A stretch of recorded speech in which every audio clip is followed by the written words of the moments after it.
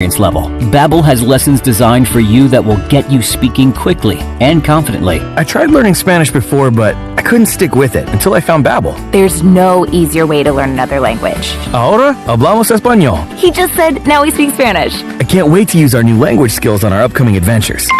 Babbel, language for life. Celebrating 10 million subscriptions sold. Now try Babbel for free at Babbel.com. Just go to Babbel.com and start learning a new language today. That's Babbel.com. Babbel.com.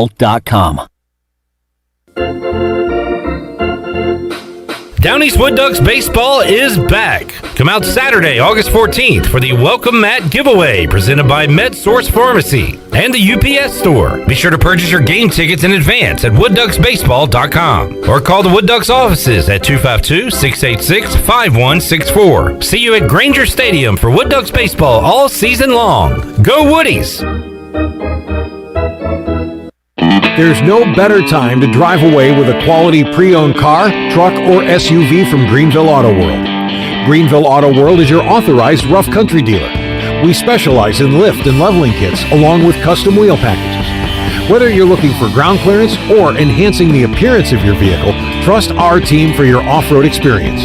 Greenville Auto World, 3840 South Charles Boulevard across from Hardee's at Bell's Fork, or online at greenvilleautoworld.net. Ahoy, mateys! To keep those cars clean, you need the Pirates Cove Fast Pass. Greenville's original express car wash is now offering a fast pass for as low as $19.99. That's one pass, 4 locations, and unlimited washes. Visit us in Greenville on Fire Tower Road, Memorial Drive, and East 10th Street, and also in New Bern on Glen Burnie Road. And by popular demand, Pirates Cove on Fire Tower Road is now offering interior cleaning. So we have you surrounded. Pirates Cove, the official car wash partner of ECU Athletics. East Coast Grading and Utilities is your source for clearing, hauling dirt, and concrete work. East Coast Grading and Utilities handles all sewer and water issues as well. I'm David Vaughn. Whether putting in a new subdivision or helping you with any and all of your drainage problems, I can get the job done. Call me at 531-7494. No job is too big or too small. East Coast Grading and Utilities. Friends helping friends. 531-7494 for East Coast Grading and Utilities. Warren's Hot Dog Pizza, homemade lemonade. Hey Pirate Nation, Warren's Hot Dogs 2 locations are open for business in Greenville and Chocowinity. Both locations have drive-through windows, so stop by today for hot dogs, pizzas, subs, apple and peach turnovers, homemade lemonade, and breakfast in Chocowinity, featuring homemade cheese, ham, and chicken biscuits, plus sausage dogs and more. Warren's in Greenville across from Ron Ayers Motorsports and in Chocowinity next to the fire department. Warren's Hot Dogs. Want some? Get some. At US Cellular, we believe everyone should get more of the latest 5G technology for less of your hard-earned money. Right now, everyone can get a free smartphone, whether you're a new customer or not, with no trade-in or hidden fees. US Cellular, America's locally grown wireless. Terms apply. See uscellular.com for details. Now that life is returning to normal, we have found a lot of good things that came from the pandemic. One of them is not having to go to the wireless store anymore. The Cellular Warehouse team has been in the business of delivering phones to your home and office for 20 years. People found out about our free delivery service and love the ease of getting a new phone, tablet, or hotspot. Call Toby Williams today at 252-799-7051 so you can start experiencing the joy of never going to a wireless store again. Cellular Warehouse, your local U.S. Cellular authorized agent. Hey, Troy D here for my friends at Villa Verde. If you know me, you know I love being outside, but finding a good place to eat outside can sometimes be tough. Well, our pals at Villa Verde have fixed that. Not only does Villa Verde have awesome, unique, one-of-a-kind dishes here in Greenville, they also have a brand new outside dining area. And this outside area is sweet. It's covered, you're in the shade, and cooling fans are on. Enjoy the comfort and relaxation of dining outside with our friends at Villa Verde. Villa Verde on 10th Street, a platform for good. This is Pirate Radio, WGHB Farmville, 1250 and 92.7 FM Greenville, WDLX Washington, 930 and 104.1 FM Washington. The following is an exclusive presentation of Pirate Radio, the voice of the pirate nation. Welcome to Pirate Radio Live. You can paint this one purple. Now live from the Pirate Radio studios in the heart of the Pirate Nation, here is your host, Clip Brock. Well, not so fast, my friends. Filling in for the lovely and talented Clip Brock today is me, Troy D. Back in the big chair. Welcome back to PRL. And look who's alongside for the ride, at least for a little while. It's like old times. The band's getting back together, as they say. Ellerbe, to my left. Good to see you, E. What's up? Man, we should have invited Wes. I know. To come in for today's show. No doubt. Could have put it all back together. We should have an original reunion show, me, you, and Wes. Well, it's not too late. I can call him and then I can go home. Shirley's already ready. Hey, that's fine. I'd be happy to fine by clock me. out. You can come and take my spot. We've got 27 beers to give away. Hopefully, we'll have them all to give away by the end of the show. Yeah, so first of all, welcome in to the program as we come to you on Pirate Radio 92.7 FM here in Greenville, Winterville. Also, Pirate Radio 104.1 in Washington. Our heritage stations at 1250 and 930 on the AM dial. We are on Pirate Radio's Facebook Live page. We are on Pirate Radio's YouTube page. We're archived everywhere. You can find us also streaming live online at pr927fm.com.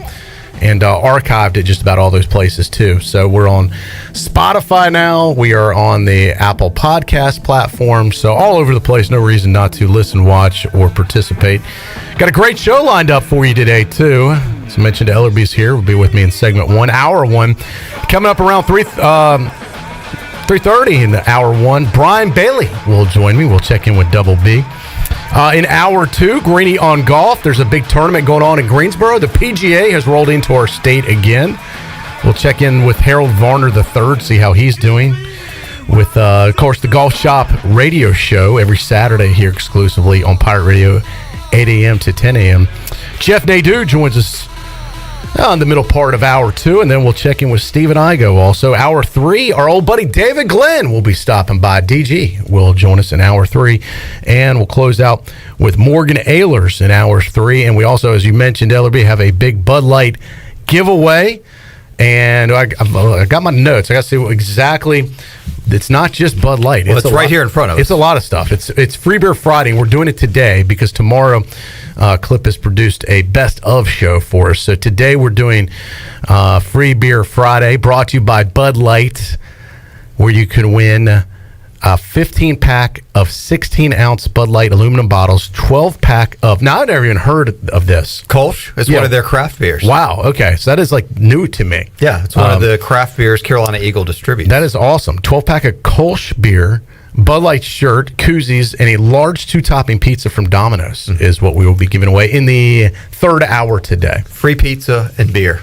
How could you not? Why would you not stick with us at this point? First of all, it's going to be a great show. Second of all, we will bribe you to stick with us. Yes, please stay. Someone will open up the phone lines at some point. In hour 3 at some point. Okay. So at some point. You're calling it hour 3. Well, yeah. Isn't that what you like to call it? At 5 o'clock. Just maybe if you're listening to our live edition. tease them all along. Oh, maybe it's 4 o'clock. You tell me. Can we do it at 4 o'clock? You can do it whenever you want. All right. You're in the big chair. Sometime within the next 2.5 hours. It's really Shirley's decision. But I was just trying to empower you for a minute. So just tell me whatever, we're giving it away. But we will give this away. So this is a great prize pack. Yeah, and then, 3 weeks from today, Troy D., it's the Bud Light pregame tailgate back for the 19th year on Pirate Radio as Pirate football will officially be started 3 weeks from today, Troy D. Yeah. Can you believe it? Man, I really can't. Did that shock you when I just told you that? It's a little stunning how quickly it is creeping up on us. And speaking of ECU football, we'll have our Bud Light ECU report coming up a little bit later on, too. Also probably in hour 3. Got a lot to get to in that. Our whole team was out of practice again today. So we're going to hear from Coach Mike Houston. We've been so busy. I got Donnie Kirkpatrick audio to get to, too. Also, let me welcome in our cast of characters that's joining us. Shirley Rhodes, executive producer. We've got Chandler, who is handling video production for us today. Good to see you, Chan. Good to see you, too. Glenn Griffin, assistant production graphics today.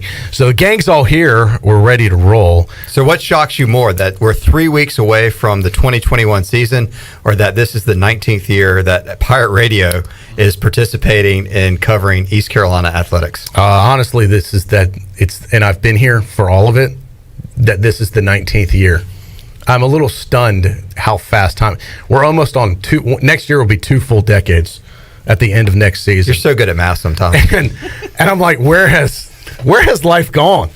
Like, we'll be 20 years old with Pirate Radio.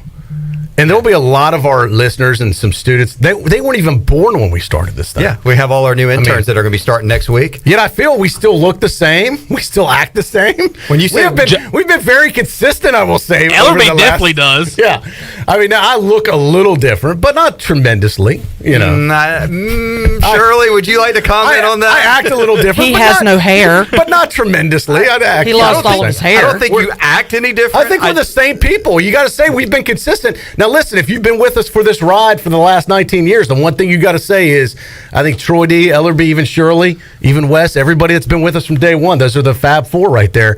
We're all pretty much the same people. What did you say? I would say we've gotten older. Yes, we've definitely gotten older. Some have gotten more mature, some haven't. Yeah. I'm a lot more laid back than I was back then. A little bit. Well, that's because of the medication I had to get on because of you, but that's okay. And once again, I don't know what it is, but it works, and it has been fantastic. Yeah. No, you told me. I remember when I first got on my medication, the first thing he said was, "You don't seem to yell a lot as much now." And I'm like, "No, I'm on medication. Whatever it is, keep taking it." Yeah. Seriously, you never told me what it is, and I don't even know you need to know if I need to know. Yeah. But it works. Yeah, it works. Great. And I do every once in a while. I'll say, old Shirley will come out, and I'll be like, "Did you take your meds today?" And you'll be like, "No, I didn't." Why are you asking? You'll know if I don't take my meds, if I forget. It's a noticeable difference. Shirley's actually unusually calm going into the 19th football season. Usually you've hit some nail scratching panic moments, but you've been on easy street around here, Shirley. Kudos to you. Yeah, no, I wait till game week. Short game week too. Yeah, it's a short game week, and I may be. Now, let's not put the cart before the horse here because that may change. But, no, I mean, I think after 18 years at some point, or heading into our 19th season, at some point you just kind of go, okay, this is what we're doing now. So, and it also helped that last year, because of the unique situation we were in for football season, everything was kind of, and I hate to use the word, but kind of dialed down a little bit. And that kind of helped. To where this year, if it does ramp up and kind of gets crazy like it has in the past, that I actually wouldn't stress out because I'd be like, okay, we're one step closer to being back to normal. I actually had to go back and look at the schedule last year and just kind of recap some of the games. I mean, there was just it was very disjointed. It was just, it was a weird, I didn't remember much of the season. It was more like a practice year in many ways. But we finished 3-6. We started 0-2, finished 2-0. Yeah. Had those two games in the middle where the Holton Ahlers Navy game could have been a different outcome. And then the Tulsa game, when I saw that score, that immediately remember and got a little bit angry of what happened there. But that season could have flipped to 5-4, but not that it would really be much different right now of how we're talking about this team because it was such a bizarro year of just not going to the games and just, we still did our 4-hour Bud Light pregame tailgate, the fifth quarter call-in show. We added YouTube and had created a lot more ways for people to listen and watch, but and it was entertaining and we were there, but there was just, I feel like there's a new oomph when we're headed into this year that, you hear people, how many times do you get asked a day or a week, what's your Charlotte plans? What's going on? Or how are we looking? So, Coach Houston. That part of it, I get it. This time last year, those sort of questions were not, they were so far down the list of what people were actually dealing with life. That it is refreshing, and people getting season tickets and ready for Pirate football here September 11th in Greenville, but definitely 3 weeks from today and in Charlotte, people are excited. I got a new idea, Shirley, when Ellerbe's on. I think I found his catchphrase. I find myself saying it after I listen to him talk after a while. What? Remember when Pee Wee Herman had his show? You're old enough to remember, and they had the word of the day, and they had the sounder for the word. We need to get that sound effect. It would be perfect for this word. Bizarro world, when it's bizarro. No, it's interesting. No. When it goes bizarro, I love the bizarro word. Where I find myself saying that more. When he says bizarro, you should hit the sound effect. What would it sound like? I don't know. Yeah, why don't you make the sound effect for us? Yeah. I mean, why do I have to do it? The Pee Wee Herman sound effect. It was I know awesome. what you're All right, talking we'll have to about, but find I'm it. not And then gonna we'll do a test run later, and we'll have Ellerbe say Bizarro, and then we'll do. Okay. Yeah.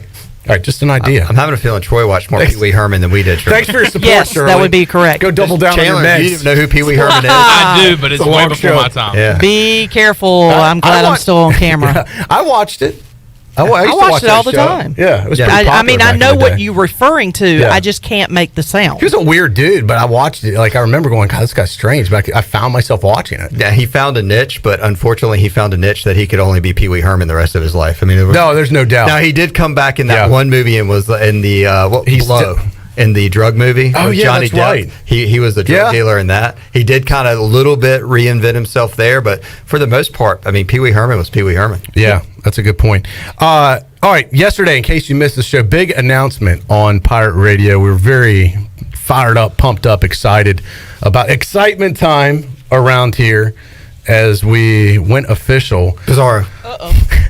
I didn't have that up. Sorry. It's excitement time. It is excitement time as we announced our new NIL deals with the Super 7, perhaps we could call them, the ECU football players that are now a part of Pirate Radio. So good to have all of them with us. We're going to, first of all, if you missed it, we are now partnered with Holton Ahlers, DJ Ford, CJ Johnson, Rajay Harris, Tyler Sneed, Bruce Bivens, and Xavier Smith. These guys will be part of our Pirate Radio family, broadcasting family.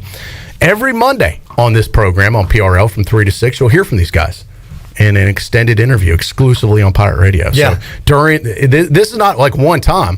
This is the entire season we're going to be doing. I had someone ask me, oh, that's really cool that you're going to get them on for one show. I'm like, no, it's not one show. Every Monday. It's the whole season. It's every Monday. Starting this Monday.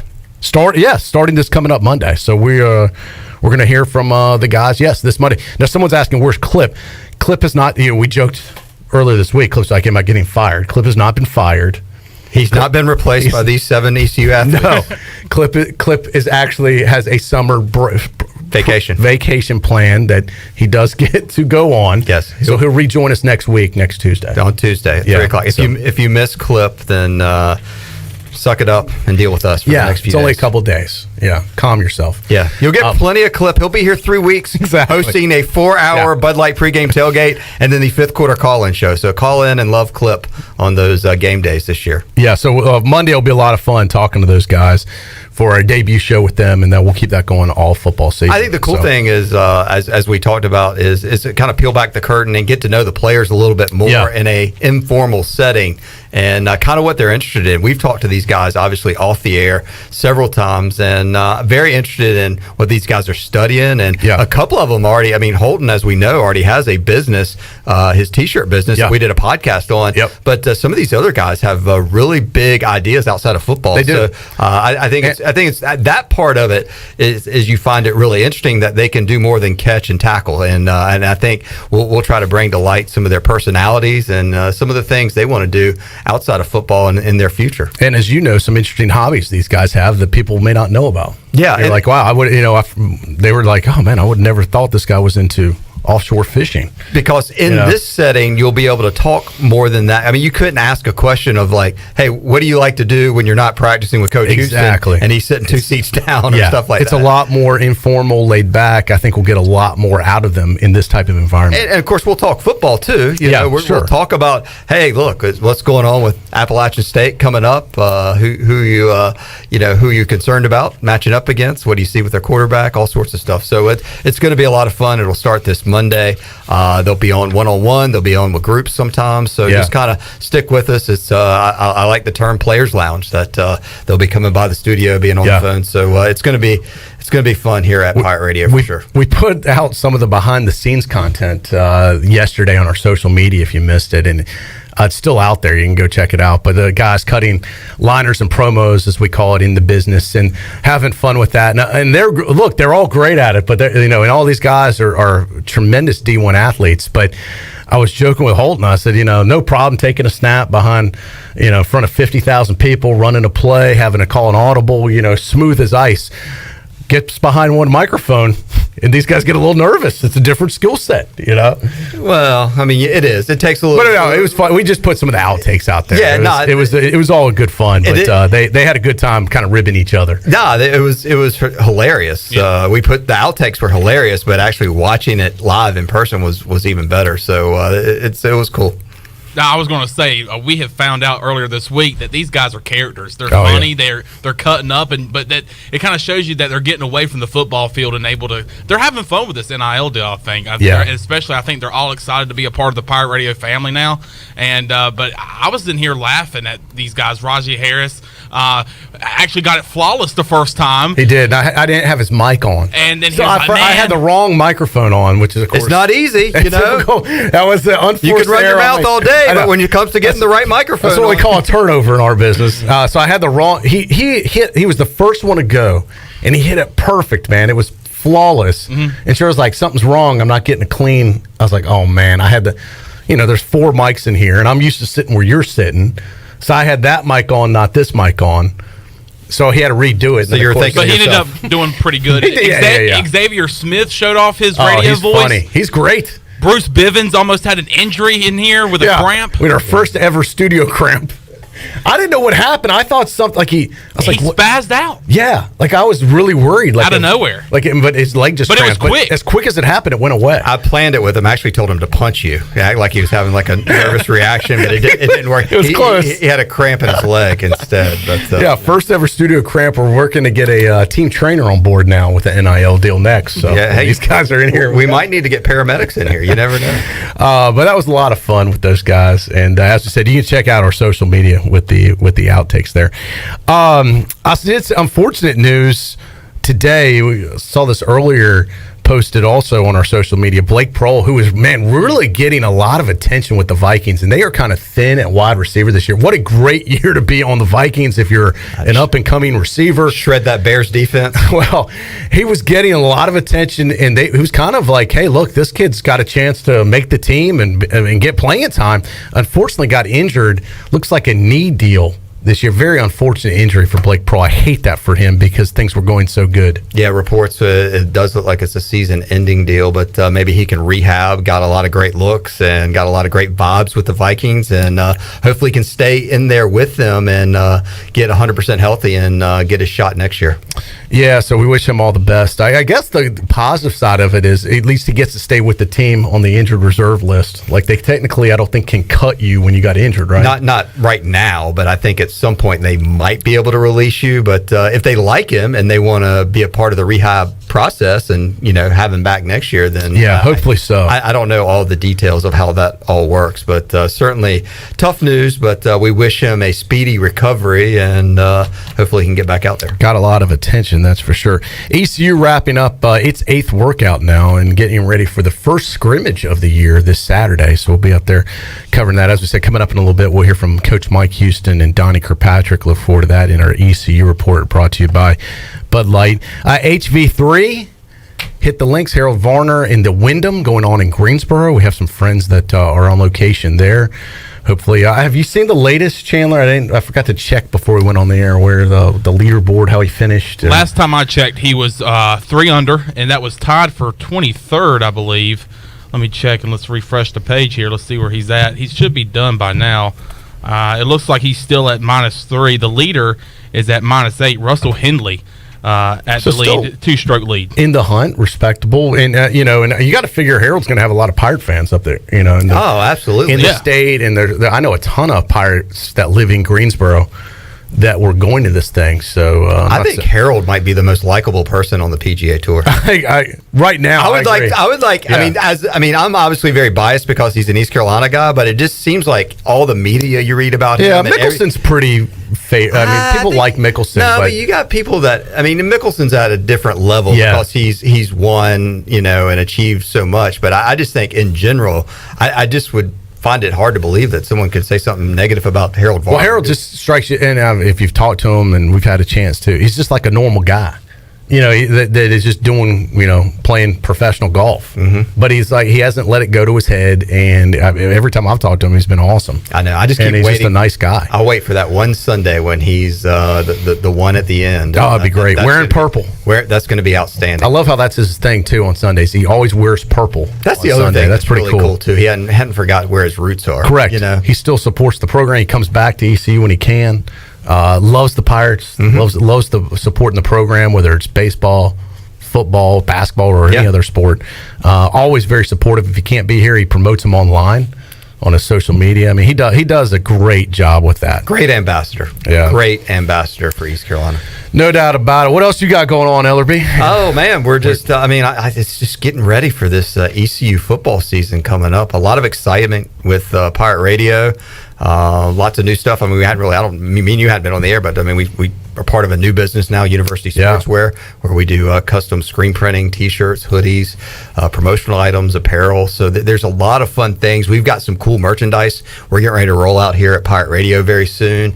So, Free Boot Friday, I assume, will be back in another month or so. So it just seems like a lot of things are starting to ease in. School's going to be starting back in a few weeks. I know your son's playing middle school football. Yeah. Heard the coach on, last week. So there's just seems to be a lot of positive things going on in the community and certainly around here. And I think it's helping a lot of businesses. There's still some businesses that are struggling and still some businesses that are doing well that just need, more employees or having some issues with getting, items that they need to sell. But all in all, I mean, I feel like things are getting better. And it's kind of like the last probably calm weekend in Greenville before all the students start to file back in town and it becomes almost a madhouse again, which would be kind of good in many ways because everything was online last year and they sent everybody home. So it'd be kind of nice to have a buzz in the community again with students, and that's getting ready to happen over the next week or so. You're going to see a big difference in traffic in Greenville around town, and hopefully supporting local businesses that could definitely use the support. What we need is some more student housing, I think. Have we talked about I don't know where these kids are going to live. I mean, I know where they're living, all in the student housing. I don't ever see them walking around. Yeah, I know. It is amazing. I mean, do they like teleport to class? I mean, do they like... I thought with all these massive complexes, like we'd see just students walking everywhere. And I'm like, the running joke is, where are they? Like I told you, I mean, we're right in the heart of downtown Greenville. I said, man, when all these student complexes finally get open, I mean, you're going to have to go like 15 miles an hour because they're all going to be staring at their cell phone crossing the street, not looking. Mm-hmm. But I mean, that hadn't been a problem at all. Yeah. So it's interesting. I like the vibe. I like the look of all these places. And the way they look, I was going to say they probably want to stay in there. Oh, I know. A lot of these places they're paying so much that they need to spend their time. But even in Vegas, people walk the Strip. You got to go somewhere. Most of my college career was at Ringgold Towers. It was just now Campus Towers, which back then was Of course, it was the best. Well, it was off campus, but it was technically on campus. It's right. It's literally across the street from us here. You can see it from the studio. But there weren't many complexes like that were right there, walkable to campus, but with private apartments that were, you had Georgetown, which was on the hill. But let me tell you something. I could only have dreamed of a facility like they are building now for these students with the rooftop pools and the multiple workout rooms and just all the amenities they have and these, built-in Starbucks. And I mean, it's just incredible. No, I'm really the way they have it now. And I mean, honestly, and I'm really dating myself too, because I was fortunate that I was able to stay there when I was a freshman. A lot of freshmen were, let's say, at Garrett dorm or a number of these dorms did not have AC when I came to East Carolina. Air condition was only in about half the dorms, if you can believe that. Could you imagine having a dorm right now and kids coming in in this day and age, no AC? Couldn't imagine it. I mean, no, I'm serious. This generation, there's no way we want to have students come to East Carolina if that was the. Tell us about no AC, Troy. Oh, you lived in the private, off campus, on campus. I didn't say I did. I just said it was. There was no AC in the dorms for a lot of my friends. Now, did they have valet over there at the time? I mean, tell us about roughing it? We had a private parking lot, but I had to park my own car. Did no one come and cut the crust off your peanut butter sandwiches over there? I mean, was it? And back then it was good, but it's nothing like these kids have it today. Yeah. Oh my goodness. Yeah. I mean, it's incredible what they got today. It's nicer. These places may be nicer than they've ever lived before. I mean, honestly. Memory Lane brought to you by Bud Light. Where Troy D used to drink Bud Light. Yeah. Perhaps their sister drank Busch Light. I was going to say Natural Light. Yes. The little brother of Bud Light. Yes. A lot of Natural Light when I was a freshman. Yes. Natty Light, and I see Natural Light making a comeback. Actually, I think it's still very popular, honestly, around these parts, but I see people drinking Natural Light like crazy now. Troy D's official beer during his 6 years at ECU was free beer. This is true. He did not buy much beer, and I had a lot of good did not deals share in much college. beer. But I worked downtown, had a lot of good situations. Yep. But free beer.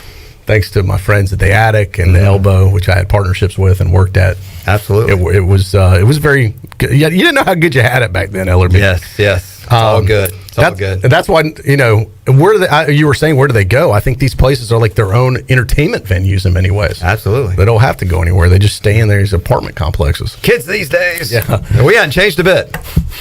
Pretty much the same. Yeah, you're still talking about the past. I'm surprised he hasn't gone quite to 1989 just yeah. yet. Well, I love 91. That was a great year, too. Yeah. And then 92, if I could relive a year, 92 might be the year. I'm going to get out of here before he talks about him and AT being student counselors or whatever you guys were. Oh, Wiley Jackson say Natural Light, the nectar of Eastern North Carolina. Natural Light. If there was a beer for Eastern North Carolina, it might be Natural Light. I do have that 1991 poster with Natural Light talking about. Oh, yeah. With the girl on it? No, with schedule? football.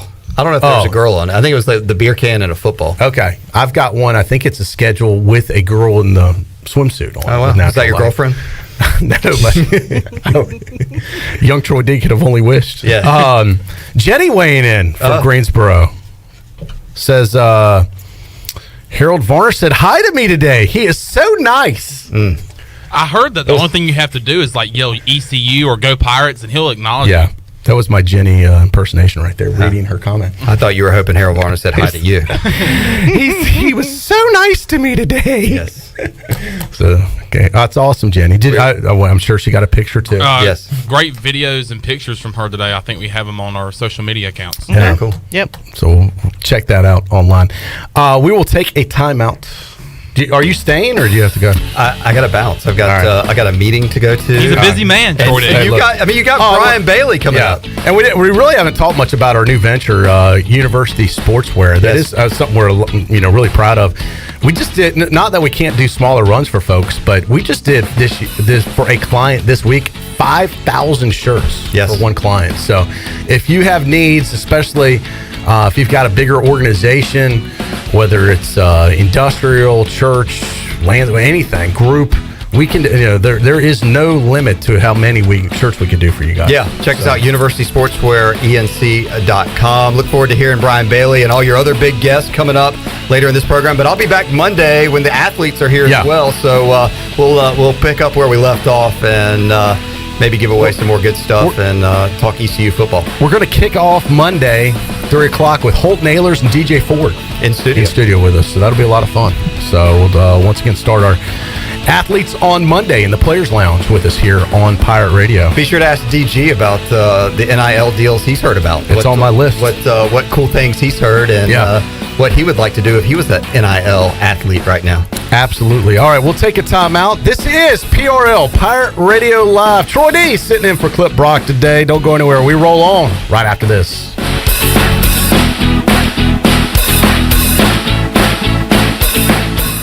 Hey Pirate Nation, this is Tom Brown from Brown & Wood Buick GMC Truck. We've been serving the Pirate Nation in Eastern North Carolina for 83 years. We have 4 brands, 3 generations, 2 showrooms, and 1 goal to make sure you leave a happy customer. This month at Brown & Wood, get an all-new 2021 GMC Terrain and save over $3,550 or 0% for 72 months. And as always, Brown & Wood is the home of the lifetime powertrain warranty. We're located on Greenville Boulevard next to the Convention Center, or shop us online at brownandwoodauto.com. Trying to decide where to get your car washed? Well, let Tommy's make it an easy decision with free unlimited car washes for the month of August. All you have to do is go to your app store, download the Tommy's Express app, enter code NCJM. That's the promo code NCJM. Select the unlimited quality wash, register your vehicle, and you're good to go with free car washes all of August. If you like it and keep it, it's only $19.99 a month. If not, you control it and you can cancel it anytime. Tommy's Express on the corner of Red Banks Road and Greenville Boulevard, Greenville. Hello, Greenville and Pitt County. We at Pitt County Schools want you to know that we are a thriving and connected school system ready and open for all students this year. We are offering all in-person learning with limited virtual options while operating on a 5-day, full-day schedule for our 38 school campuses. Pitt County Schools offers rigorous academic opportunities such as dual language programs, STEM engagement, global education, and college readiness. We also offer competitive athletics, full support for exceptional children, and career readiness opportunities such as paid apprenticeships and unique business partnerships. Pitt County Schools is fully committed to engage, empower, and elevate every student every day. Visit our website today at pittschools.org, where you'll find our new jam-packed strategic plan, our new mission and vision, our profile of a learner, or check out our unique preschools, elementary schools, middle schools, high schools, and early colleges. Pitt County Schools, engaging, empowering, and elevating every student every day. The Rick House is Eastern North Carolina's premier American-style restaurant and bourbon bar. Join us at the Rick House for mouth-watering steaks and made-from-scratch pastas. Check out the 16-ounce cowboy steak and our seafood delight pasta. The Rick House is open for lunch daily from 11 to 2, Monday through Friday. Take a break from your workday with lunch at the Rick House. Join us for our legendary brunch on Sundays from 10 to 2. The Rick House, American Provisions and Spirits, 710 Red Banks Road beside the bowling alley in Greenville.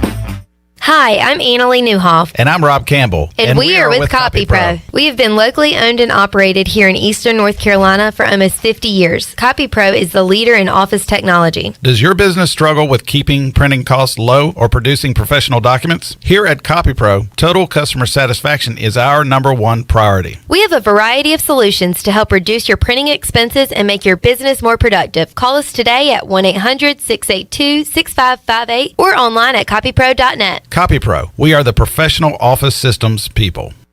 Pirate Nation, the newest sports bar is Quarters Bar and Grill, offering gourmet burgers, hot dogs, and wings with unique flavors Greenville has never seen. Pirates like to drink too. Quarters Bar and Grill offers a selection of 10 beers on tap and over 50 different craft beers. Come check us out at Quarters Bar and Grill, open Wednesday to Sunday, 11 to 11, located at the shopping center next to Krispy Kreme. Check us out on Facebook and Instagram and be on the lookout for Quarters Cash hidden around downtown Greenville. Quarters Bar and Grill, the plunder never tasted so good. Do you suffer from pain, anxiety, or sleeping issues? Eastern Healthcare has a solution for you. Eastern Healthcare is the premier CBD store with retailer quality products to help with any ailment you might have. They carry nationally recognized brands such as Curative's Delta 8, CBD Distillery, and Charlotte's Web with a wide variety of delivery systems. This is Adam from Eastern Healthcare. Come visit our store at 2245 Stantonburg Road across from Vidant Hospital or call 227-4199. Eastern Healthcare. Wellness starts here. Pirate Radio. An actual pirate? Obviously. Duh. The voice of the Pirate Nation.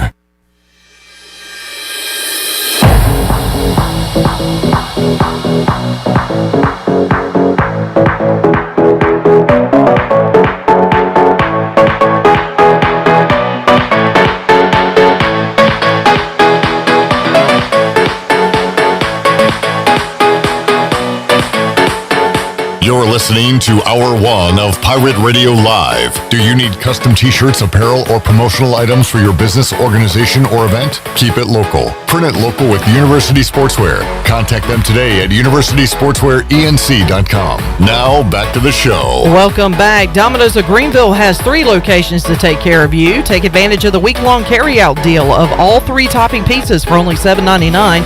Order online today at domino's.com. Now let's head back in to PRL. Here's your host, Troy Dreyfus. All right, welcome back in. Good to be here, filling in for Clip today, who's on a summer break.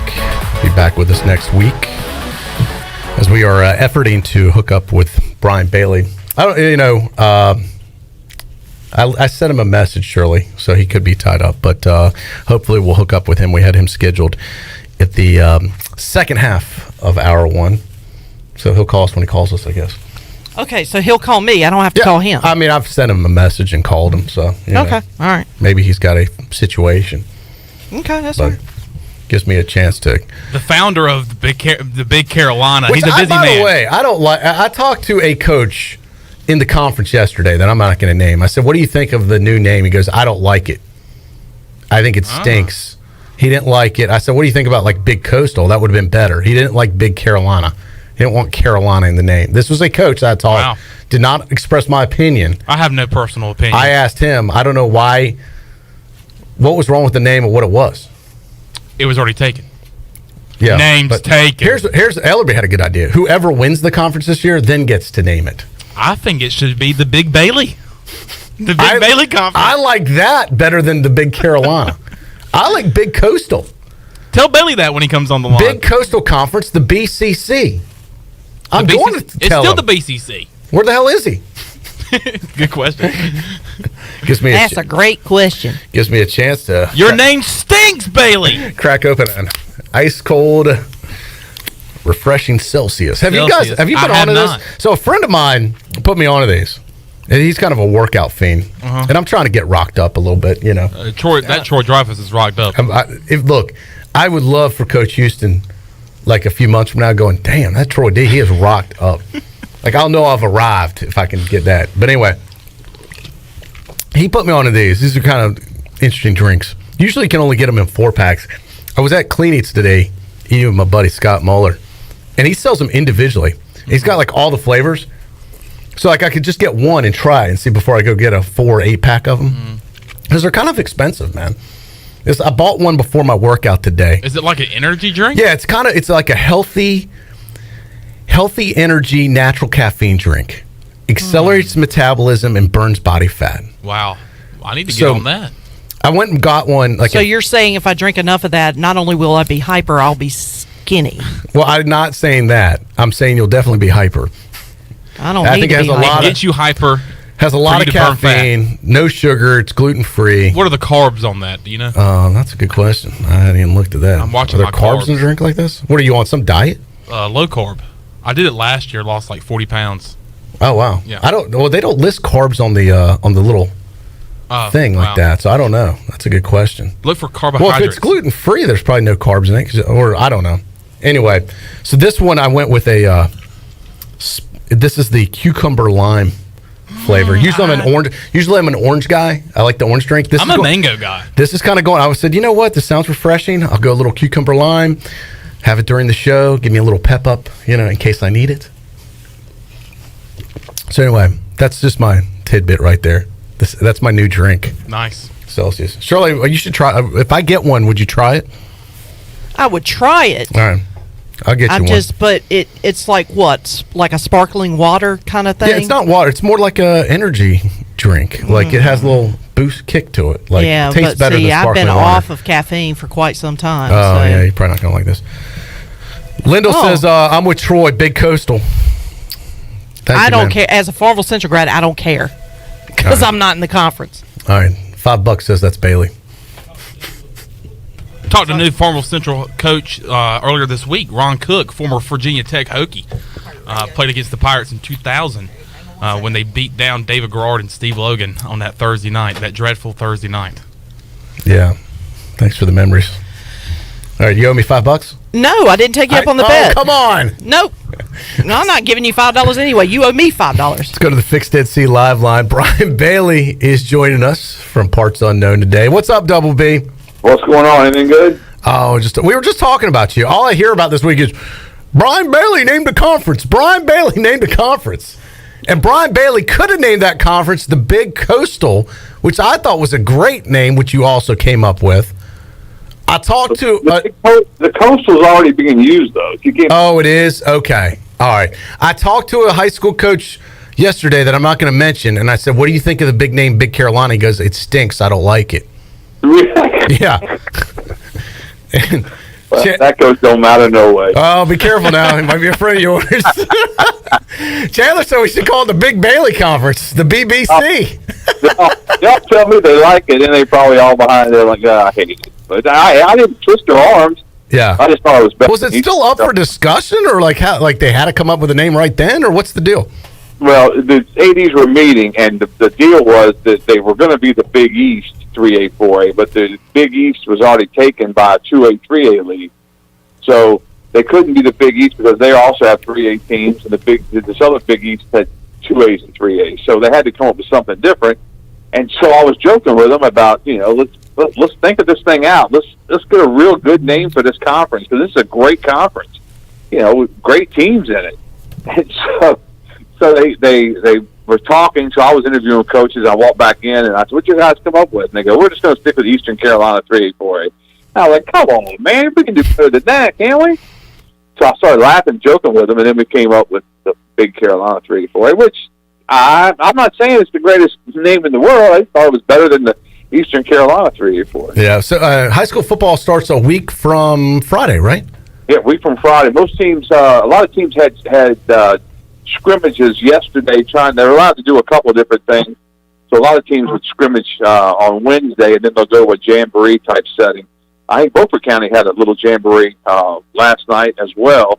But they get a chance to see other teams and try to work on their own things. Comling had Charborough yesterday morning. That's always a tradition. That's always fun to go out there. It's always hot, and it didn't disappoint again. Rose was supposed to scrimmage at West Craven last night with Kinston, and West Craven has some issues right now with COVID, and so that was canceled. And then they were going to try to go to North Lenoir and scrimmage with Kinston and North Lenoir, and that didn't work out. So they ended up hosting Kinston last night. Michael Allen looked good. I was out there for a little bit of that. He's one of the best players in the state, most certainly, and he's committed to NC State. Brian Bailey joined us on the Fixed NC live line. Bailey, on Monday's show, we talked about, by the way, when you mentioned, I wanted very quickly, you were talking about high school football. I want to mention Pirate Radio, once again, home of the D.H. Conley Vikings. We'll have all their games on the radio dial, home and away, once again, for D.H. Conley football. Appreciate our partnership with those guys. As always, Rob Maloney and Nate Connor and the whole crew over there that always do such a great job behind the scenes for us. And Alan Vick will once again be on the call, so we look forward to that. Coming up a week from Friday. One of the big news stories this week, we were talking about this the other day. You probably heard some of our show on Monday with Corey Scott, the All-Star Little League coach. And I know you covered this earlier in the week. You had Corey on your sportscast too. Just such a terrible, unfortunate situation for those guys in the Southeast Regional. 2 wins away. Really one of the best, probably the odds on at that time favorite to move on. And plus they were sending 2 teams from that region to Williamsport. Had an extremely strong chance to be one of those 2 teams. They hadn't lost a game in the tournament yet this year. And then gets eliminated due to what we found out would be a false COVID positive test, which ended up not being a positive test. The kid did not have COVID. Got sent home. It's been well documented online how poorly treated the parents and the team felt that they were by Little League International. And then I just found it kind of sick irony, Bailey. Yesterday, Little League International sends out a release. Of course, they're doing the softball tournament here in Greenville, the Softball World Series, which looks great, by the way. And we were watching some of that earlier on ESPN Plus. A couple of the girls have tested positive on one of the teams, and they're still letting, those girls are out and they're letting the team play. I was like, well, why couldn't they have done that with the Greenville team and just, even if there was one kid they weren't sure about, let him sit out and let the rest of the team play? It really is kind of baffling, isn't it? Yeah, there's no rhyme or reason to it all, and that's why I submitted 3 different emails to Little League to have someone just speak about it. Because if they have a rhyme or reason to it, they need to let everybody know what the rhyme or reason is, and it just doesn't make any sense. And you hate it for the Greenville team, you hate it for Tar Heels All-Star squad not to be able to at least compete. It's one thing, as we talked about a number of times. If you lose a game on a bad call, that's part of baseball. If you lose a game on a bad hop, that's part of baseball. But to lose it on a bad, COVID test, that's just, we keep hoping that this thing should go away, and we keep thinking we're getting closer and closer to normalcy. But I don't know if we'll ever be normal again. But it didn't make any sense. And that's the frustrating part with this Little League World Series is that every time you send an email to ask a question, they don't answer. They send you a link. I mean, I've never dealt with anything like that where you ask an easy question like, "Hey, can we shoot video of the teams practicing?" And the email came back, "No, pursuant to our bylaws, and here's a link to them. We don't give out any practice information." I mean, so common sense has to come into play at some point. I mean, it just doesn't. I don't know. I've been frustrated with them, and I've kind of just we'll do what we can. And I think it's a great event for Greenville. Don't get me wrong. I hope it stays here forever because it puts Greenville, North Carolina on the map. We all know Greenville's a special place. We all love it, but it's just kind of an odd deal. And some people have told me, well, it's because of the COVID, and I'm like, well, some of this stuff has nothing to do with COVID. It's baffling to me. While you can't get an answer to easy questions without getting a link to a PDF file. Yeah, it's unfortunate, and it's I don't quite understand it myself, but that's how they decide to run things. I guess that's their choice. All right, so unfortunately, I kept wondering what's the recourse for this team. I guess there really, unfortunately, isn't any. I don't know where this has happened to other teams in the Little League World Series tournament, but their leagues are representing them and standing behind them. I don't know if anyone has taken it to court yet with litigation. I heard that was going to happen in some other spots in the country. Have you heard if that's happened yet, Bailey?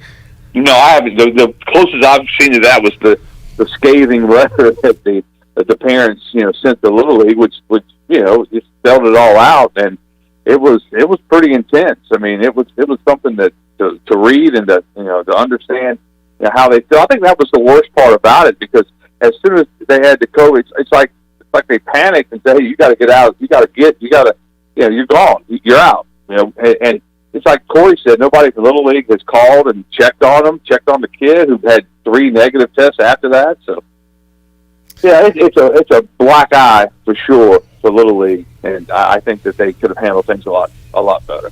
Yeah, I agree, and it's just unfortunate that this is the way they chose to handle it and the divide that it's caused now. But it's it's a story, and people are talking about it. That's for sure. It hadn't gone away this week.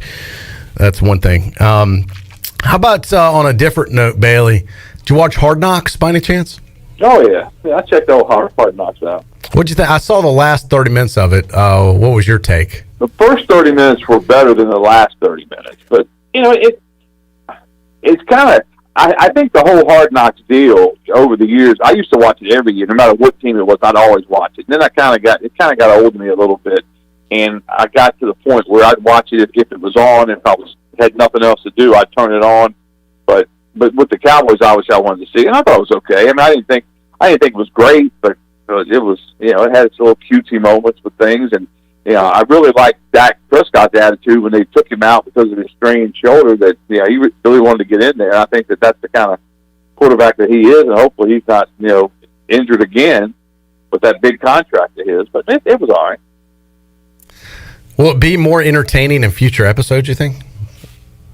Well, I think for a Cowboy fan it's interesting, because I always like the part, whether it's the Cowboys or whatever it is, that you can see some of the guys that you don't know if they're going to make it or not. That's the whole catch to Hard Knocks, with them, no matter what team it is, because they'll feature a player or two that they're right on the bubble. Will they make it, or won't they make it? And I think that's the best part of the show, and I'm looking forward to seeing some of that later on. ACU going into their first scrimmage of the season this Saturday. What are your expectations going into that? I couldn't go to the press conference today, and I was just listening to some of it. I thought it was hilarious when Coach Houston started by saying, I don't know what day it is. I was thinking about that old Chicago song. Does anybody really know what time it is? But, they've gotten to the point with camp where, every day it's like Groundhog Day, and now it's hot. And that heat is really, intense. I was really encouraged to hear him say how well practice went yesterday, and they kind of backed off a little bit today as they try to get their legs back and get them ready for that first scrimmage. But, scrimmages are hard to tell what's going on. Every year the defense will have one good one, the offense will come back and have a good one. So we'll just have to wait and see. I just can't wait till September the 2nd gets here. Speaking of that Mike Houston press conference, while I got you on hold the line, Bailey, we got Mike Houston's opening comments. This was, you were referencing some of this today after practice. Here's what Coach Houston had to say. I don't know what day it is, but whatever day of practice, you see it's Thursday. Yeah, that is the deal with camp. I mean, you get in these things. I mean, it's the same schedule no matter what day of the week it is, and so you really do, you lose track of what day it is. I mean, the kids, they talk about it and they laugh about it, and it has been very, very similar the last several days with the weather and all that stuff. So, but another solid day. maybe not quite what I wanted today, but I can't say I didn't expect it a little bit. Had a really, really physical practice yesterday. Yesterday was, one of the better practices, not the best practice I've had since we've been here, as far as the way they competed, the way we executed. The physicality was very, very high. So we did back off of them a little bit today to try to get ready for Saturday. And I told them, I said, what you showed yesterday was, hey, we got a chance to be a really good football team. Now it's, the stuff that we got to control, because it comes down to the execution. It comes down to the discipline. It comes down to, not making those big mistakes or those small mistakes. Those are the factors we've got to continue to iron out as we push towards, the scrimmage Saturday and as we push towards our opener. Referencing what you had mentioned, kind of the fog of camp here, the halfway point right now, all the days start to blur together. But the takeaway from that, Bailey, for me was, hey, this is the best practice, not he's had for this camp, but since he's been here. So very optimistic words from Coach Houston today. Yeah, that's exactly what I took away from it, because, Houston doesn't throw around compliments too often, and to say that was the best practice that they've had since he's been here, that shows a lot. And I think they have a chance to be a really good football team, and it comes down to execution, and it comes down to making those mistakes. And, East Carolina is a program that historically can't go out and make a lot of mistakes and win football games. Even when they have a good year, they can't do that. So, but I think that, the parts are starting to get into place for this football program, and hopefully we'll start seeing the turnaround this year. Bailey, how about these NIL deals? We made a little bit of news yesterday with what we're doing with a number of the football players this season, and they'll be featured every Monday here on PRL from 3 to 6. We're going to kick it off this Monday with all the guys. I joked with you earlier, our original NIL deal with Brian Bailey 18 years ago. Yeah, all of a sudden I've got the feeling I got to renegotiate. Well, we had to make room for you, so we might have to end our No, I'm just kidding. We're not ending our NIL deal with you. But great. You were the longest running NIL deal in many ways with Pirate Radio, if you want to look at it that way. I had the NIL deal before I even knew what the NIL Exactly. I still don't know what it is, to be honest with you. We've been using Bailey's name, image, and likeness ever since we started Pirate Radio. Right. How much gas you got left in the tank for you, Bailey? You're the senior guy now around here. There's been a change at a number of your competitors on TV that folks that have been there for a while aren't there anymore. So you're like the last of the dinosaurs that are around, the people that would recognize on TV. The last of the Mohicans. Yeah. Remember that movie? Yeah.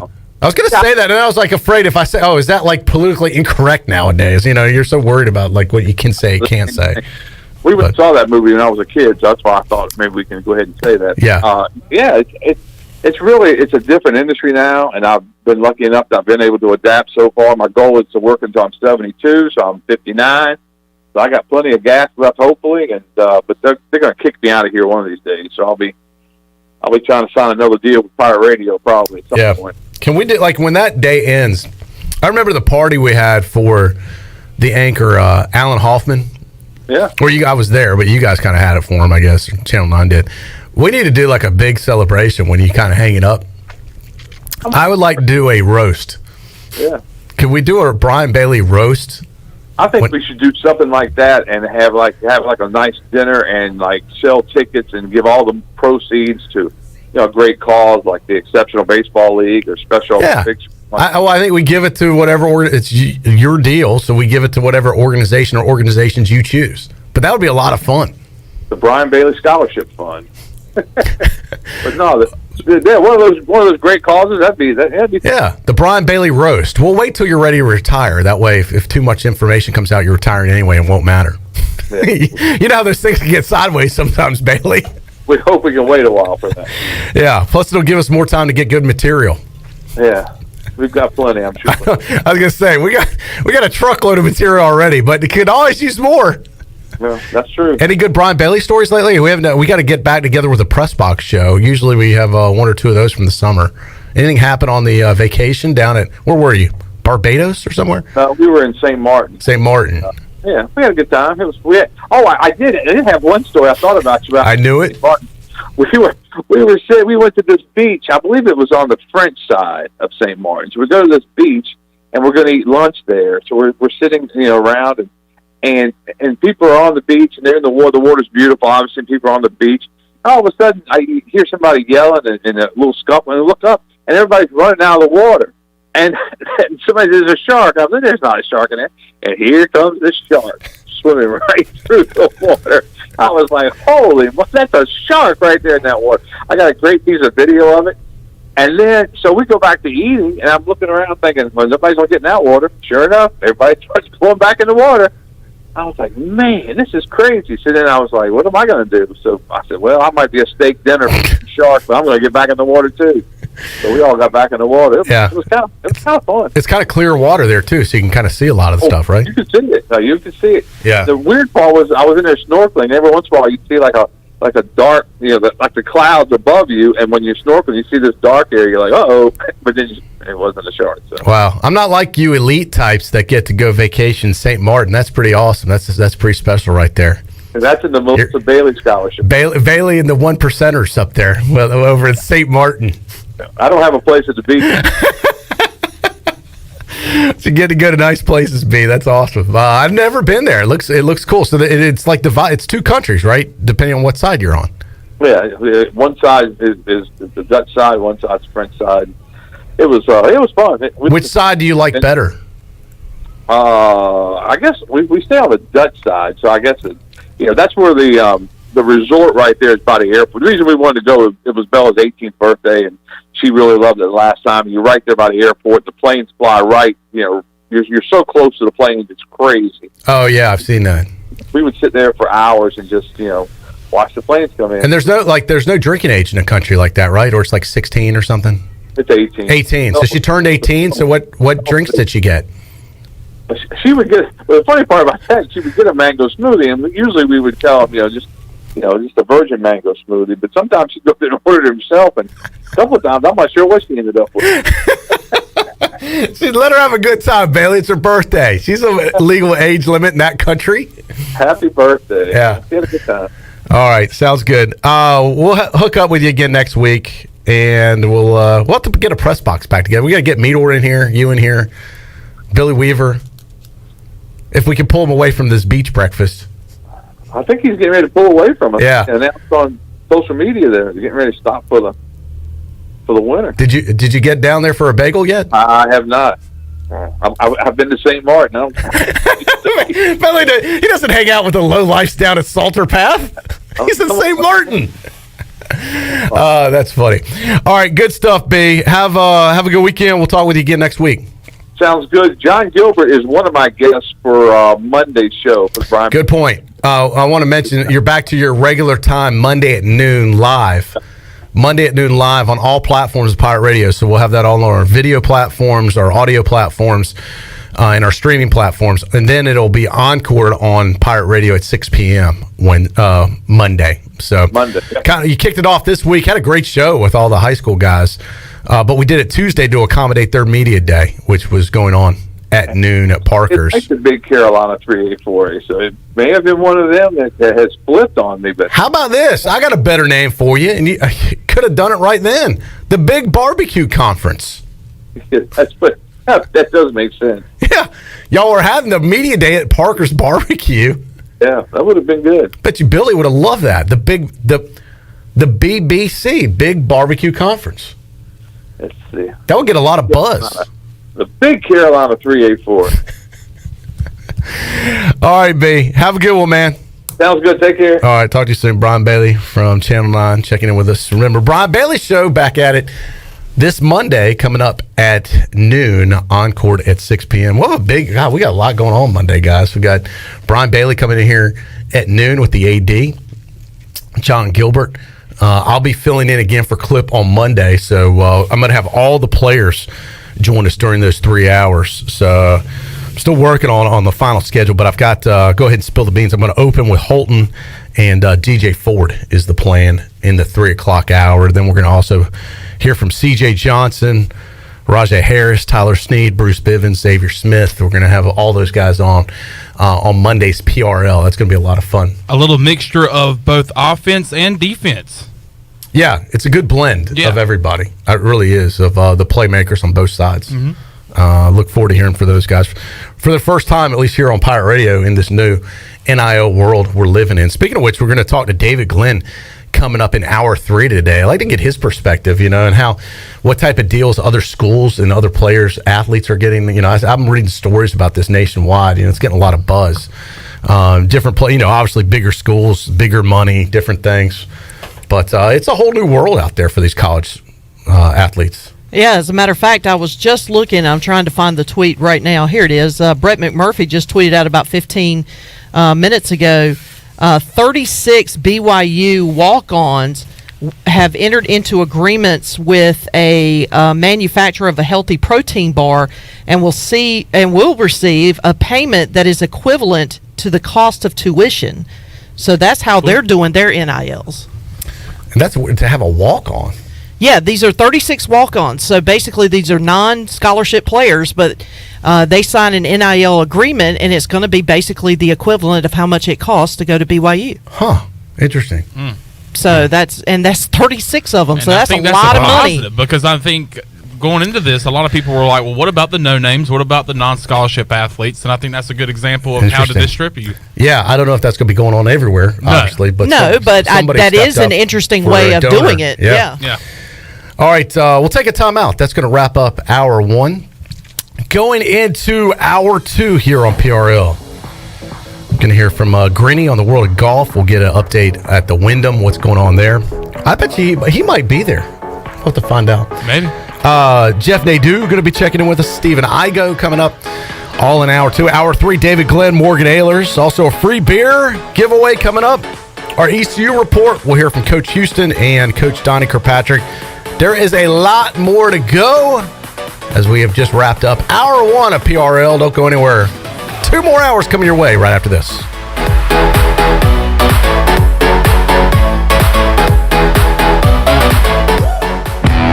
Hey Birdland, the Orioles Ticket Marketplace is the best place to score Orioles ticket deals, including single game tickets, ticket packs, special offers, and more.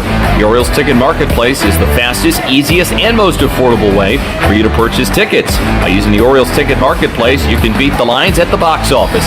This is your one-stop shop to get exclusive deals, so check back often for the latest opportunities. Don't wait. Visit the Orioles Ticket Marketplace today at Orioles.com/tickets. White Claw Hard Seltzer, a wave of refreshment. Crafted using our unique Brew Pure process. Made pure. Nothing tastes like White Claw Hard Seltzer. White Claw Hard Seltzer, available in 5 fruit flavors, 2 grams of carbs, gluten-free, and 100 calories. Find it at whiteclaw.com. White Claw Hard Seltzer. Nothing tastes quite like it. Proudly distributed by Coastal Beverage. Please drink responsibly. At Tiebreakers, we admit we have a bit of a problem. People love our wings so much that they're starting to sell their home TVs just so they can watch all the sporting events here at Tiebreakers. Seriously, we're glad you love our hand-breaded, hand-cut boneless wings that much, but we really need you to go home at the end of the night. It's okay, we'll be here tomorrow. And when you come back, bring a friend with you. For great food, great friends, and cold beer, we'll see you at Tiebreakers. Tiebreakers, break the chain, eat local. Ahoy, mateys! To keep those cars clean, you need the Pirates Cove Fast Pass. Greenville's original express car wash is now offering a fast pass for as low as $19.99. That's 1 pass, 4 locations, and unlimited washes. Visit us in Greenville on Fire Tower Road, Memorial Drive, and East 10th Street, and also in New Bern on Glen Burnie Road. And by popular demand, Pirates Cove on Fire Tower Road is now offering interior cleaning. So we have you surrounded. Pirates Cove, the official car wash partner of ECU Athletics. Hey, Troy D here for my friends at Villa Verde. If you know me, you know I love being outside, but finding a good place to eat outside can sometimes be tough. Well, our pals at Villa Verde have fixed that. Not only does Villa Verde have awesome, unique, one-of-a-kind dishes here in Greenville, they also have a brand new outside dining area. And this outside area is sweet. It's covered, you're in the shade, and cooling fans are on. Enjoy the comfort and relaxation of dining outside with our friends at Villa Verde. Villa Verde on 10th Street, a platform for good. For years, Callie Ann Phelps has been singing about Phelps Chevrolet. Phelps Chevrolet is the one for you. Low prices, service too. See the big dealer right away. Carolina's finest, Phelps Chevrolet. And you'll agree with what Skylar Phelps has to say. Nobody beats Phelps Chevrolet's prices. Nobody. The name you can depend on. Phelps Chevrolet. get you one. Find new roads with Chevrolet. Then come find yours at Phelps Chevrolet in Greenville. Hey Pirate Nation, this is Amanda Houston, and when it came time to make the game-winning play for relaxation at our house, I made the right call to Jamie Lang and Carolina Hardscapes. Jamie and his team built the backyard oasis of our dreams with a beautiful custom paver patio, outdoor lighting, and fireplace. Make your backyard incredible and call Carolina Hardscapes today at 364-1201 or visit their showroom on Fire Tower Road across from Bostic Suck. Go Pirates! This is Pirate Radio, WGHB Farmville, W224EI Greenville, WDLX Washington, and W281CH Washington.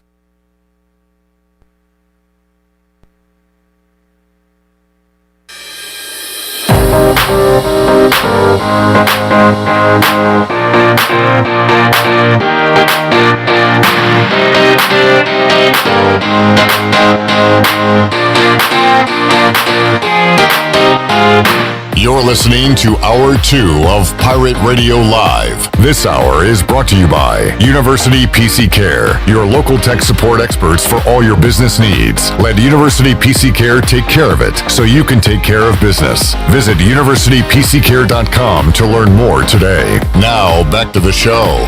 Welcome back. Brown & Wood is your home of the best selection of GMC, Cadillac, Buick, and Mazda in Eastern North Carolina for over 83 years.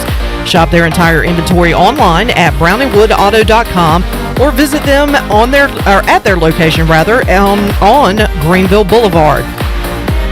Oh boy, gotta love typos on this nice little read sheet. Anyway, let's get back to the show. Here's Troy Dreyfuss. All right, thank you, Shirley. Man, this flown by. You know, it's been a while since I've been, I'm riding co-pilot a lot, but being back as the captain here, forgot how quick things can go. Mm-hmm. You got to learn. You got 2 more hours, buddy. Am I calling it too early of how fast it has gone? Yep. All right. Yeah, that and the fact that, the brakes are not as long as you think they are. Yeah, I know. I'm exercising good brake management, trying to guide the plane nice and steady. You're doing good so far. I think we've had a good flight so far. Thank you for flying with Pirate Radio. All right, let's go out back to the Fixed NC Live line. Mark Greenie is there. He is the host of the Golf Shop Radio show, heard exclusively Saturdays, 8 to 10, live every Saturday morning. Greenie, welcome back to the program. How are you? I'm doing good, man. It's all good until you hear whoop, whoop, pull up, and then the pilot's in trouble. Well, hopefully we're not having any of those situations, so we're just going to keep it on autopilot nice and steady, Greenie. There you go. Boy, big tournament for golf. For a guy that follows golf for a living, that loves golf, that plays golf, it's got to be a pretty big deal. It's not in Charlotte, but it is in Greensboro. Pretty big deal when the Wyndham's back in town. Yeah, it's up the street. It's a big event. They got a really good field, one of their better fields. It is the last event of the regular season. So what you get is a lot of the top players don't get into it. I mean, we saw a couple of late withdrawals this week, like Louis Oosthuizen and Patrick Reed. These guys are safely in the playoffs, safely in at least the first couple of events. So, there's a chance to take a week off with the busy schedule that they've had. But for other guys down around the 120 to, let's say, 135 range, they're trying to make sure that they either stay in the top 125 or get into the top 125. So this is a huge event for them so that they can at least get into the next playoff round. Yeah, this is like the last kind of big tournament before the playoffs begin, right? Yep. So this is it, and then they got 3 playoff events. And then the funny thing is, the season's over. A new season starts, and, we're laughing because the new schedule came out recently. And, man, if you start looking at the schedule, when you get to the Masters at Augusta National in April of 2022, the season's like more than halfway over at that point. So April, the season's halfway over. Man, it's unreal how this wraparound season works now. That is kind of weird. Explain that for folks that haven't been following it, how the golf season is working now. Yeah, so when they instituted these playoffs, and what they wanted to do was they really wanted to get the playoffs kind of over before the NFL season kicked in, because we all know on a Sunday afternoon, the majority of the country's watching NFL football, and they're not watching golf. So how do we spice things up a little bit? We create playoff events. They've gone from 4 playoff events to 3 playoff events to try and make it a little bit more volatile and a little more important to play in these things. And then we immediately kick off a new season. So it's called the wraparound season. So any event that takes place other than the Ryder Cup after these 3 playoff events kicks off the new season. So it's kind of interesting how this works out. And, we get to see some playoff golf before NFL season starts, and really kind of like as college football season starting to get going too. So the PGA Tour really trying to get the biggest bang out of their network buck. Got you. Got to ask you about Harold Varner III. He is our guy here from Greenville, of course, East Carolina University, HV3. How you like his chances? I think he's finished the first round down 3 under. How is it looking for him this weekend? Yeah, HV3 still got to get that flat stick working, man. He's got to make more putts. If you traditionally look at his strokes gained putting, that's where he's been struggling. And I think it starts to put a lot of pressure on the rest of his game. So, if he's hitting fairways and hitting greens, he's got to start rolling into some of these putts. He can get going low. The good news for HV3 is he came into this week 72nd on the list. He's projected right now to move up 1 spot, so he'll at least be in the first event. He'll be right on the border of the second event, maybe if it finishes up. So he's got a little work to do to make sure he at least gets 2 events in. But right there, 3 under. You don't win it on Thursday, but you can certainly lose it on Thursday. Is the big saying. So a good start for HB3. Just got to get that putter working and see if he can get it hot and get up at the top of the leaderboard. Greenie, what are you going to be talking about this Saturday on the show? As we mentioned, you can hear it here on Pirate Radio, 8 a.m. till 10 a.m. What's the hot topics going to be this week? Well, we are going to talk a lot about the Wyndham Championship. We also have the U.S. Amateur going on. Unfortunately, they've had a huge amount of rain delays in that event. I mean, that thing starts off with 2 rounds of stroke play, cuts it down to 64 players, and then they start match play. Well, man, they didn't get their first 2 rounds in. Then they had a 12-player for 1 spot playoff, and that thing took forever and a day to get started. They're still trying to get through their first round of matches, and the final's supposed to be on Sunday. So they're going to be way behind. They got a lot of catching up to do, so we'll check in on that as well. But, the Wyndham, again, is the big thing. I mean, although it's interesting, usually you only see a couple guys fall out and a couple guys fall in.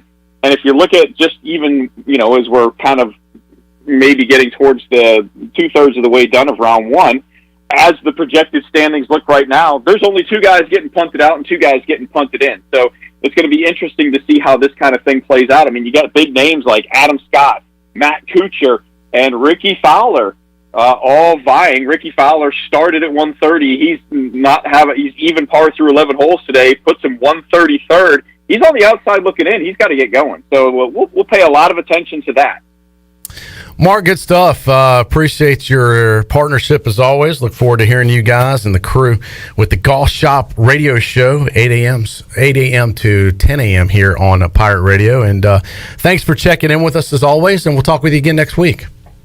All right, thanks a lot. Have a good weekend. All right, thank you so much. As we hear from Greenie. Speaking of golf, Chandler, you still like to smack it around some, don't you? Have you played lately? Yeah, actually, I played a few weeks ago. Me and a buddy went to took him out there to Ironwood and played, and then I'm actually playing this weekend with a roommate of mine from college that I haven't seen in a while. He moved down to Columbia, South Carolina, so it's his birthday this weekend, so we're going to hang out and play some golf this weekend. So whenever I get a chance to hit the links, I do. Yeah, I hadn't played since the Delcor Super Bowl tournament. Played in that earlier. How'd you do? We were average. It was okay. I don't know. I realized my clubs are too old, and I'm not willing to make the investment in new clubs, even though it'll probably help me a lot because I don't get to play enough. I suggest you don't do it. If I bought them, I'd probably play better, but then I never really get enough to play them enough to get better. So It's like a vicious cycle. So and now I hear like to get new clubs, it's really expensive. Yeah, golf. It might be $1,200. Someone told me it's like, well, but you better fork over $1,000. Yeah, I mean, by the time you get clubs and drivers and irons.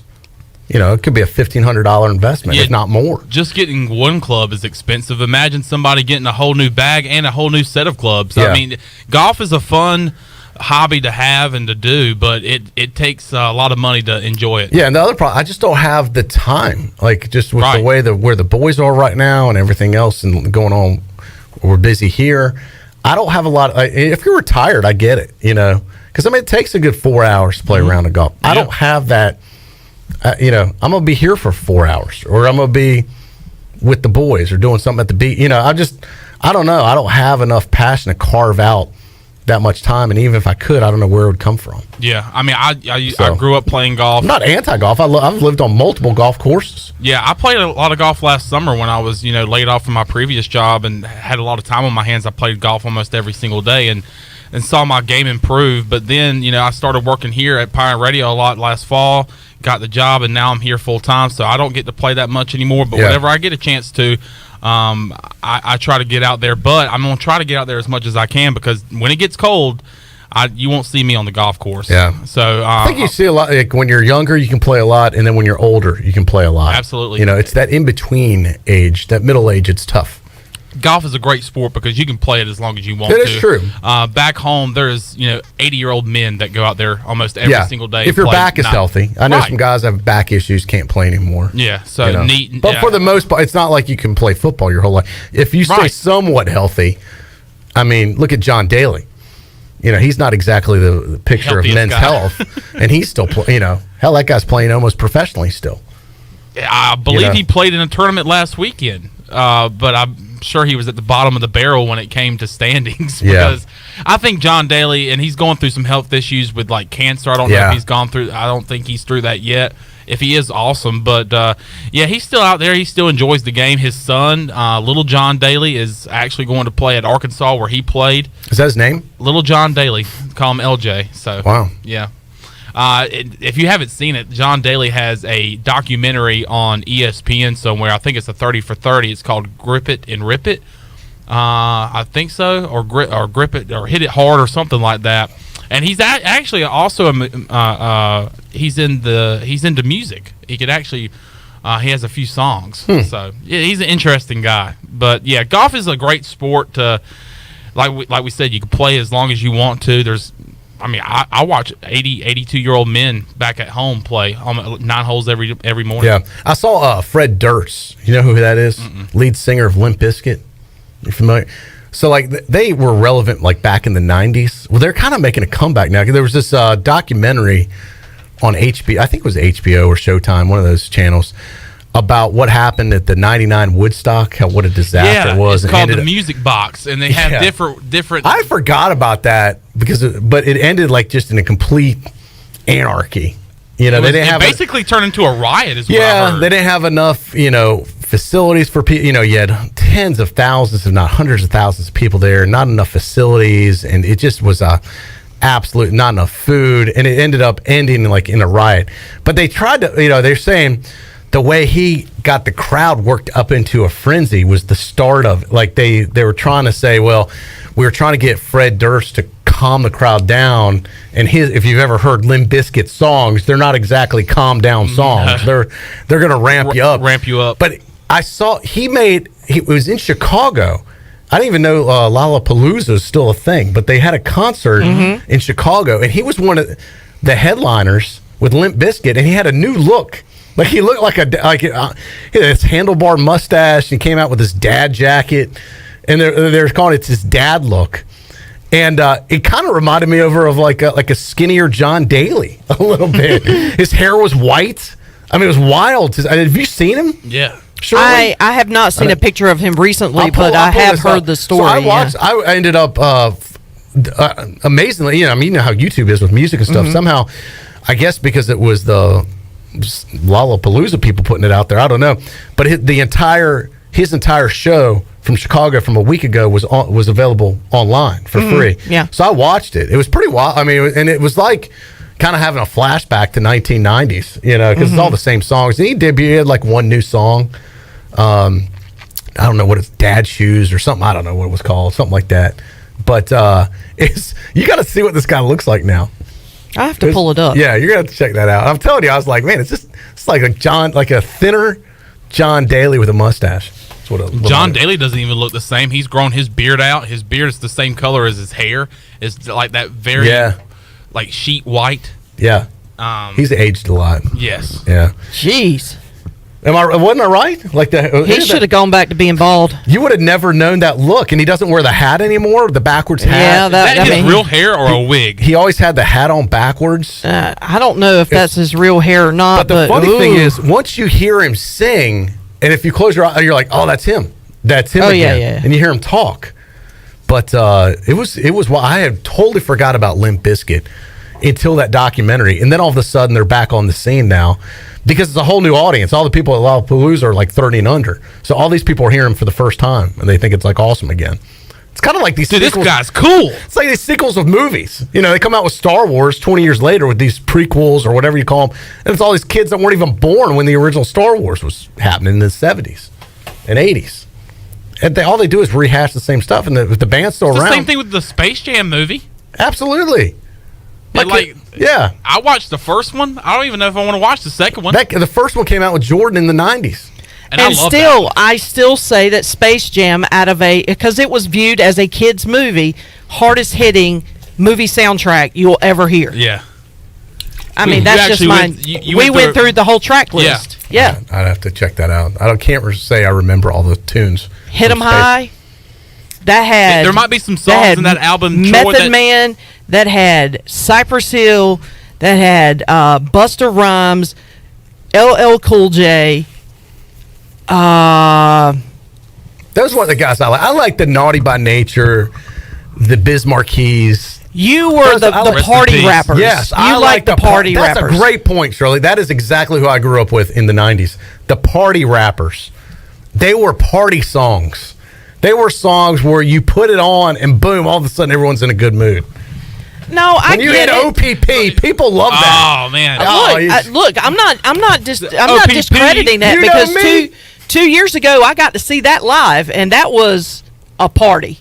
That was a good time. Oh, you're talking about when Biz Markie was here in Greenville? No. When Naughty by Nature performed on tour with. Oh yeah, I would. It was the '90s tour with. It was. I was kind of jealous you got to see that. Yeah, Naughty by Nature, Salt and Pepper, Debbie Gibson, Tiffany, and New Kids on the Block. I had to say, other than New Kids, and a couple of their songs are okay. I would have loved to see all those people.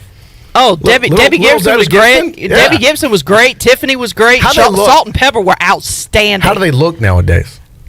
They still look good for their age, or they look totally like they're falling apart? Debbie, well, you got to keep in mind, too, Debbie Gibson was a teenager when she was kind of like that pop sensation. So she doesn't look like the teenage self, obviously. Like a different person. Tiffany looks about the same. Doesn't look like a mom up there. It looks like a... She looks about the same. I mean, obviously, she's not as thin as she was. Yeah. I mean, she was a teenager, Tiffany and Debbie Gibson could merge into one person, and I don't know if I'd know Salt them and Pepper were great. They were fantastic, and Naughty by Nature still got it. Yeah, they're a fun band. They were just a lot of fun. But you mentioned Biz Markie. He was actually here a few years ago. He was here. Had a chance to meet him, and he was awesome. Another one of my guys. Yeah, that I loved growing up. listening to. Tone Loc, Biz Markie. Biz Markie was great. I mean, his sets, like when he went out there and did his DJ sets, they were just fantastic, because it wasn't just obviously his stuff, but I mean, he basically just hosted a big time outdoor party. Yeah, he did. And it was fun. Got to hang out with him backstage a little bit. Super nice guy. Oh yeah, he was very, very nice. Hate that he passed away. Just about a month recently. ago. Mm-hmm. Yeah. Rest in peace, Biz Markie. Super awesome that we got to have him here in Greenville before. Yeah, we were super lucky. I mean, because it's not every day you get to meet people that you grew up listening to. I mean, like Tone Loc, Wild Thing, Funky Cole Medina. I mean, those were like staples in your, your tape decks and your party mixes and cassettes that you'd make. And so to be able to just, not only see them live, but to be able to talk to them and shake their hands, that's pretty cool. Yeah. All right, we'll take a timeout. We'll come back. It depends who we hook up. We'll either hook up with Jeff Nadu or Stephen Igoe, one or the other. On the other side of this timeout, you're listening to PRL exclusively on all platforms of the Pirate Radio Media Networks. We'll take a break. We'll be back. I'm Troy D, filling in for Clip Rock. We return after this quick timeout.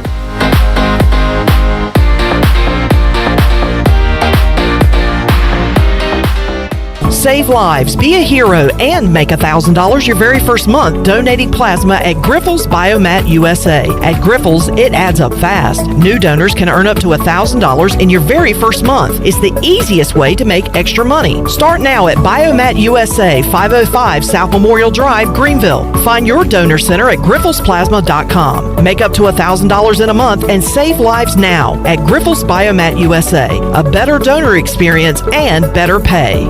Trying to decide where to get your car washed? Well, let Tommy's make it an easy decision with free unlimited car washes for the month of August. All you have to do is go to your app store, download the Tommy's Express app, enter code NCJM. That's the promo code NCJM. Select the unlimited quality wash, register your vehicle, and you're good to go with free car washes all of August. If you like it and keep it, it's only $19.99 a month. If not, you control it and you can cancel it anytime. Tommy's Express on the corner of Red Banks Road and Greenville Boulevard, Greenville. We know that juicy, cheesy, grilled to perfection burger sounds amazing, but it does sound like something is missing. Pepsi, baby! The yin to this burger's yang. Burgers and Pepsi go together like burgers and Pepsi. This perfect blending of flavors makes every bite of lettuce, every sesame seed on the bun, and every sip of that crisp, refreshing, ice-cold cola a journey to Fruitopia. Burgers, better with Pepsi. That's what I like. Is that the sound of an ooey gooey cheesy crunchy slice of P-I-Z-Z-A? Obviously, but as good as that sounds, we think it can get even better. Oh yeah, that's the sound of a freshly opened fizz-filled Pepsi. The only thing that can take this flavor medley of crunchy dough, mouth-watering cheese, and savory sauce to the next level. How about another bite? Pepsi and pizza sound like a match made in heaven and taste even better. Pizza, better with Pepsi. That's what I like. It's bow time. The new Bo's Chicken Sandwich isn't just any chicken sandwich. We took our time perfecting this bold seasoned, hand-breaded, certified Southern powerhouse. Pile that big league buttered milk crunch with crispy pickles and creamy mayo for a chicken sandwich so good, you'll forget your mic is hot. Now over to you, John. Tomorrow we are going to set a record. It's so fucking good. Try the new Bo's Chicken Sandwich only at Bojangles. It's bow time.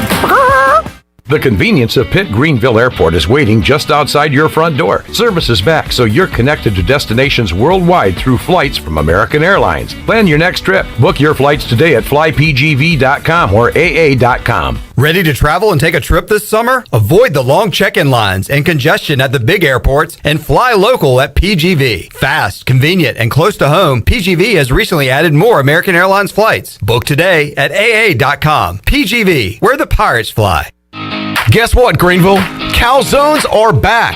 Community Calzone is the only restaurant in town specializing in calzones. Choose from over 50 different calzones, or you design your own with unlimited options, including vegetarian. Community Calzone also features wings, huge salads, and more. Plus, they deliver to almost everywhere in Pitt County. Located on Greenville Boulevard next to Ashley Furniture Warehouse, they're open for lunch, dinner, and late night for dine-in, pickup, or delivery. It's Community Calzone. Although innovative new resources such as digital media and social networks have grown in popularity, smart marketers recognize that printing is a mainstay. We live in an age of computer hacking, scams, and fly-by-night businesses, so it's reassuring to consumers when they receive printed marketing pieces. It exemplifies business confidence and conveys a high level of commitment. It also fosters trust, which leads to engagement and ultimately brand loyalty. When you're ready to grow your business, come to PIP, where business goes to grow. You're listening to Pirate Radio, the voice of the pirate nation. Go Pirates! Arg!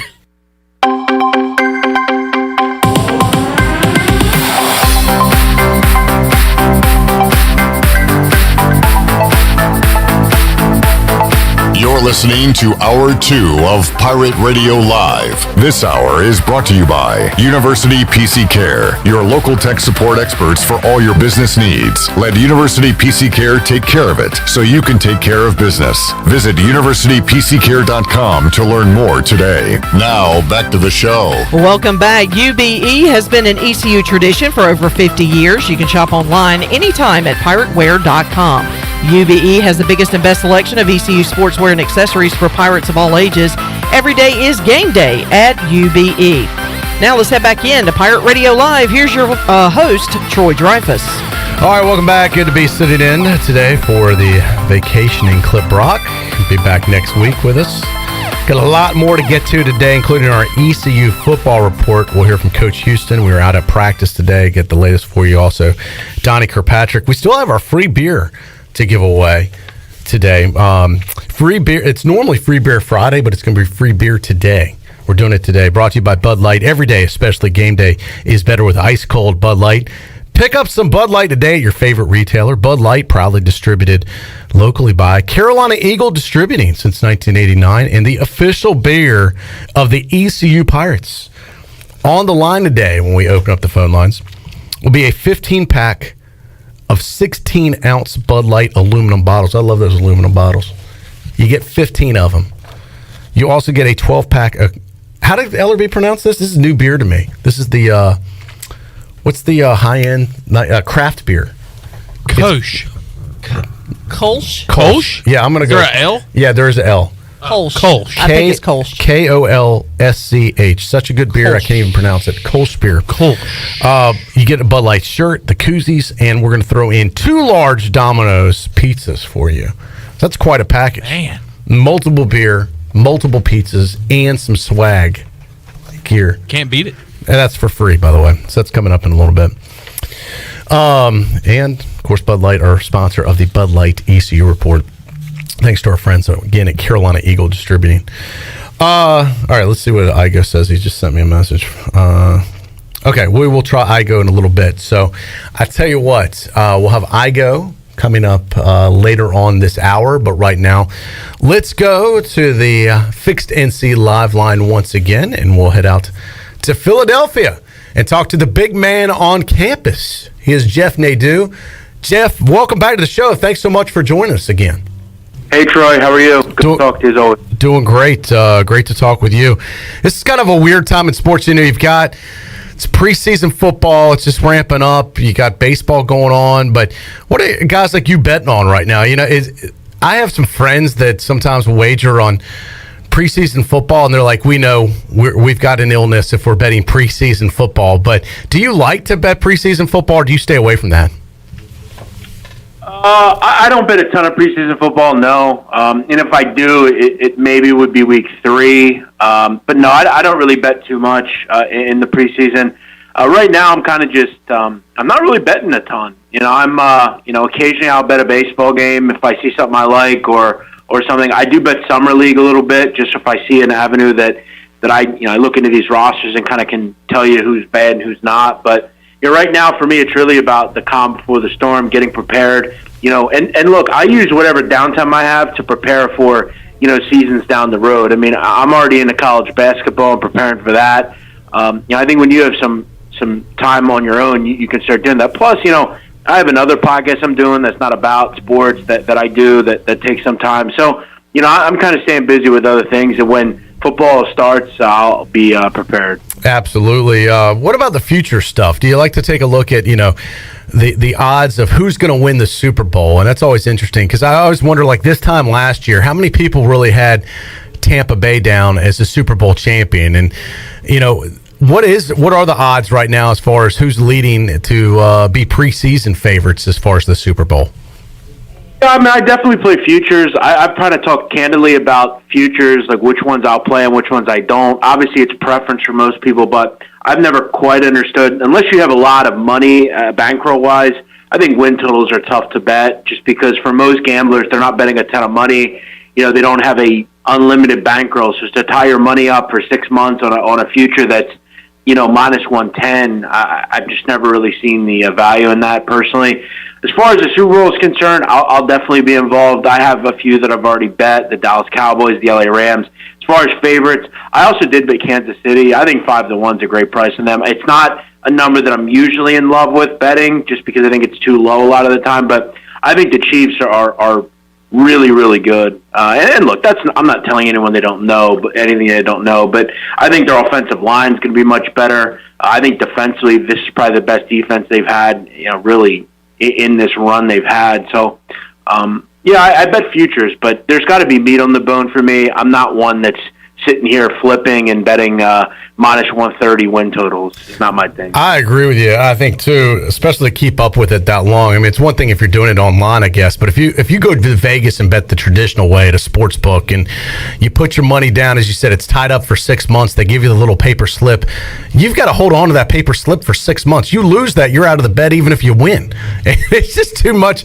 It's too much to keep up with, I think. I like the, hey, go ahead and do it the night before and you're ready to roll, Right, and that's the thing. Like, people will, they'll tie up. And again, most bettors have an amount of money that they're willing to lose. And when let's say you have an account online and you have $5,000 in that account. I mean, let's say you tie up 25% of the bankroll. You can't touch that money until it comes out. So I don't know. I just don't love it. And again, if you were doing it and betting 40 to 1s or 80 to 1s, and you could get out of the bets and sell them or something, then okay. But I'm seeing people laying 150 to win 100 on win totals. I mean, to me, it's just not a bet I'm looking to make. I don't, like I said, if I had millions of dollars bankroll wise, then I would be a little bit more inclined to do it. But not for 80% of the people that bet. Talking to Jeff Nadu on our Fixed NC live line. Jeff is a betting expert, longtime guest on this program. Jeff, one of the golf tournaments going on right now, right in our neck of the woods, at least not too far from here, regionally wise, in Greensboro, is the Wyndham. Do you ever like to bet on golf, or is that another thing that's just like, hey, there's too many variables and too many people to bet on to really kind of find a good way to bet on golf? No, I have bet on golf. I don't bet at every tournament. I generally do more of the higher end tournaments, the majors, that kind of thing. Actually, a couple years ago, I hit the British Open. So I do bet on golf. It's a lot like NASCAR, where you're going to have obviously the high end guys, but it's a little bit more open as far as, like, in NASCAR, generally the same 5 to 7 guys generally win. In golf, it's a little different. But I generally notice that majors are a little bit more easy. You're going to get the best of the best golfers, and that's kind of where I play it. But no, I can't say I bet it. I don't bet it tournament to tournament.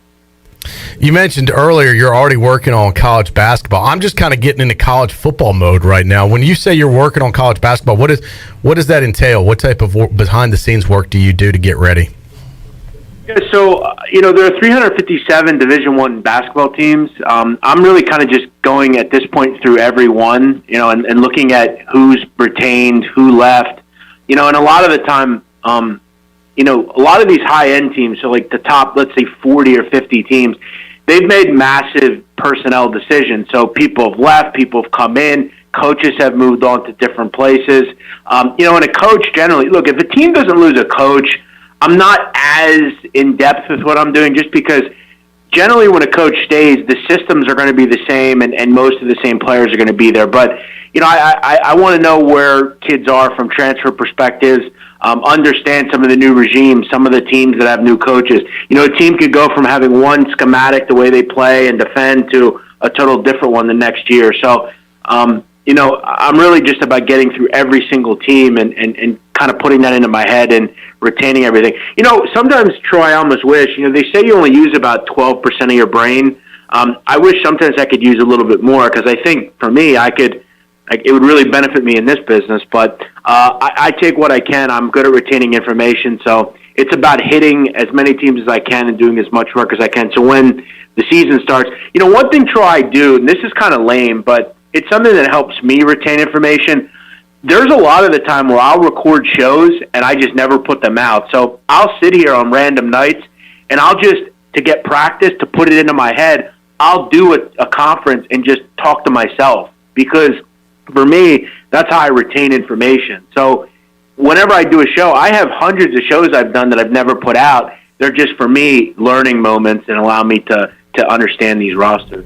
Oh, that's pretty interesting, Jeff. It's Jeff Nadu, the unheard programs. Yeah, they would be. Well, and again, they're not professionalism there. It's more content of what you're talking about. Yeah, that's interesting, though. But a good way to kind of, for you to think about it and learn about these leagues, conferences, and teams, and to be able to, as you said, remember and digest this information, because there's how many Division I teams again? 300? 357. Wow. I mean, that is just an absolute smorgasbord to bet on if you that's where you find some of those diamonds in the rough, though. Some of those teams that might not be as well known, but if you've got some good information, you could make a play on some of these teams. Yeah, and that's kind of the thing that I do. I think my specialty would be your low to mid major basketball. So everything kind of lower than Gonzaga, let's say. So mid majors and low mid majors, and I've found these systems that I just use. Where you locate teams that are just really good, and I find these things that seem to work with and Troy, it's as simple as like looking at teams that make free throws in basketball games. Generally, they're very good against the spread. And if they're not good at the line, they're generally not good against the spread. So it's all correlated. And going back and finding that stuff and saying to myself, okay, are the same kids there? Are the same kids not there? That's kind of the architect you got to do to get ready for it all. Just curious, Jeff, on a personal note, if someone that loves the Chicago Bears and you follow sports closely, how do you project the Chicago Bears doing this year? I think with the Bears, I think there's a lot of reason to be excited because they finally have, we hope, a quarterback. And I've been on the planet for 32 years, and I have a hard time finding a quarterback that they've had better than, let's say, Jay Cutler. I mean, it's not often that this group has a really good quarterback. They always have some solid skill position players and a running game that you can be happy about. But, all of a sudden, now they have a quarterback, a young guy that there's a lot of reason to be excited. I think they have a pretty good offense. Defense, we know they're always strong. So I think they're a team that could make a real high-end move. The problem they have, though, is they have a new regime coming in from a quarterback standpoint. I would have moved on from Matt Nagy personally, and this is one of the things about the Eagles I liked. You've got a total new regime at quarterback coming in, and you fired the coach. You've got to do all of it at once, and it seems like for whatever reason the Bears believe that Matt Nagy's the guy. I'm not a big Matt Nagy guy. I think he could be the issue, and that's the problem for a young quarterback. The most important thing for a young quarterback, Troy, is the coach. Okay, no more evident than a guy like Baker Mayfield. Okay, he deals with a guy like Hugh Jackson, and then he deals with a guy like Freddie Kitchens or whoever. Like the level of coach is so different, and for a young quarterback, that's very important. So. Yeah, and I'm kind of on the fence on Matt Nagy. I feel like this is kind of obviously his make or break here, and really more than him, it's the front office I've had question marks with and kind of disagree. What scratch head moments as far as what are they doing. But I think this year is really a make or break for the GM and head coach this year. Yeah, you'd have to think. I mean, and, we have to ask ourselves, this team, I thought towards the end of last year, I thought defensively they had, for the first time in a while, some real problems. This was not the shutdown defense I thought at certain points that we've seen over the last 2-3 years. They need to get back, after it and start to be that shutdown defense, which I think they can be. I think there's a lot of reason to be excited, though. Fields, I don't think it's going to take long to see him, so there's a lot of reason to be excited. What's your take on the ECU Pirates football for 2021 from your perspective up there in Philly? Yeah, well, I think they're kind of what they were last year. They're a team that I think is going to score points. Holton Ahlers, it seems like he's been there about 8 years. And, they have a group of receivers, even, losing a guy like Prohl. They still have C.J. Johnson. They still have some guys that are really good football players. Snead. They've got a good run game. I think their offense is going to score points. The question I have is, can they get any stops? Because for me, they were an over team. I loved them last year from an over standpoint. I was making a lot of money betting overs with this group. That's a conference that, again, there's not a lot of defense played. They have a tough schedule. I mean, App State, that's not an easy game. I think it's a cover possibility for them. I don't know if they can win. South Carolina, playing an SEC team stuff. I think Marshall's more of a toss-up than people give it credit for. Marshall made one of the oddest decisions last year to get rid of Doc Holliday. I didn't understand it. Yeah. I thought he was a good coach. I didn't get that. But, I think offensively they'll score. Can they take a step defensively, and can Mike Houston finally get over the hump and maybe get this team pushing for a bowl game? The out-of-conference doesn't help. This is a tough – outside of Charleston Southern, this isn't easy. Yeah, no doubt about it. Before I let you go, Jeff, tell me about this podcast you're doing. I've been following you online. I heard you mention earlier. I know it's like a mafia-based podcast. How's that going? And for folks that aren't familiar with it, give us your elevator pitch. Yeah, we're killing this show, man. Literally, we're talking about killing every week. What we do, Troy, is we really just pick a mobster from history and we talk about them. We tell a compelling story about real people. We tell stories about movies that we kind of talk about the real version. Goodfellas, Donnie Brasco, all these different films, and then obviously we pick out guys that maybe you heard of, maybe you didn't hear about, and there's truly fascinating stories in the organized crime genre. I mean, just you got to realize from the 20s until really the 80s, the mob controlled a lot of parts of this country completely. I mean, they were involved with, the killing of presidents, high-end movie stars. The government tasked them to help in World War II. I mean, all sorts of things were involved with the mafia. And, we really tell a compelling story about figures each week. Down the road, we're going to do interviews. And the show is really doing well, and I'm proud of it. It's a passion and hobby of mine, and I figured why not? And people just kind of took to it, and I've enjoyed it. Good stuff, Jeff. He is Jeff Nadu, Big Man on Campus is his brand, and you can follow him on Twitter at Jeff Nadu, Nadu. Jeff, great speaking with you as always. Appreciate your time, and look forward to when we can chat again. I know you'll be talking to Clip again next week, but I always enjoy our conversations when I get to fill in for him. Well, Troy, I will say, if I could quickly point out about your group down there, I hope this fall, or let's say winter, I'm hoping I can finally get down there and see you guys. That would be great. And we've had a long relationship, so anything I can do to get down there and spend a couple of days, I'd love to see a football game or whatever. So, thank you for having me. Thank you for putting absolutely. We've talked internally, and you've got an open invitation. As you know, we'd love to host you down here and let you get a little flavor of Greenville, East Carolina University. I think you'd have a good little weekend. So if you can make it work out, let us know, and we'll get the details together. I will indeed. Thank you, Troy. All right, thanks, Jeff. All the best. Jeff Nadu on our Fixed NC Live Line. Great to hear from Jeff, as always. And what do you think a Jeff Nadu visit would be like, Chandler? Be a little different? I would love it. I know they've talked about it, him and Clip have talked about it in the past, about him coming down, enjoying a night at AJ's for sports trivia on a Wednesday night. I would enjoy hanging out with the big man. Yeah. Kind of see him sitting on a couch. Watching right there games. in the lobby. Yeah. I'm just going to sit right here. Yeah. I'm just going to sit right here and watch the show. Be interesting. All right. Hey, by the way, we mentioned our free beer giveaway coming up. It's going to happen sometime. It's got to happen sometime. Yep. Because if it doesn't, the 5 o'clock hour is drawing near. It is. We've got the 15-pack of Bud Light, and then we've got the 2 packs of how do you pronounce it again? Kolsch. Which, by the way, and I looked at the packaging. It's a listener calling with this, saying that this beer is made in Wake Forest, just about maybe 45 minutes away, by White Street Brewing Company. And sure enough, they have a map of where it's brewed in Wake Forest. Cool deal. It's like right in the center of town. So, local product distributed by our friends at Carolina Eagle. And guess what? If you're the lucky listener, you're going to get it for free. 2 packs of it for free. And the Bud Light. And the swag. And the Bud Light shirt and koozies. And the Domino's pizzas. All for just listening. Coming up in a little bit. Also, still got our ECU football report to go. Hear from Coach Houston, Coach Donnie Kirkpatrick. Take a break. When we come back, Stephen Igoe will join us. Find out what Igoe's up to. And more importantly, what ECU football's up to as they get ready to head into their first scrimmage coming up Saturday. Also coming up in hour 3, DG, David Glenn, will join us live on the air.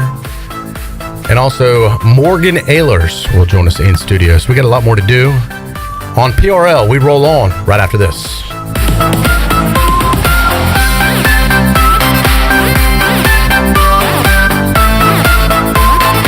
The Pirate Radio Podcast. Miss Amanda Houston. We got to go up on stage, and we're standing behind Mike and all the players and just how excited they are. And so he's holding Reed, and at this point, Reed is really little. The announcer says, "Your daddy did good, right?" And Reed just is staring at him, and Mike goes, "Can you say go Dukes?"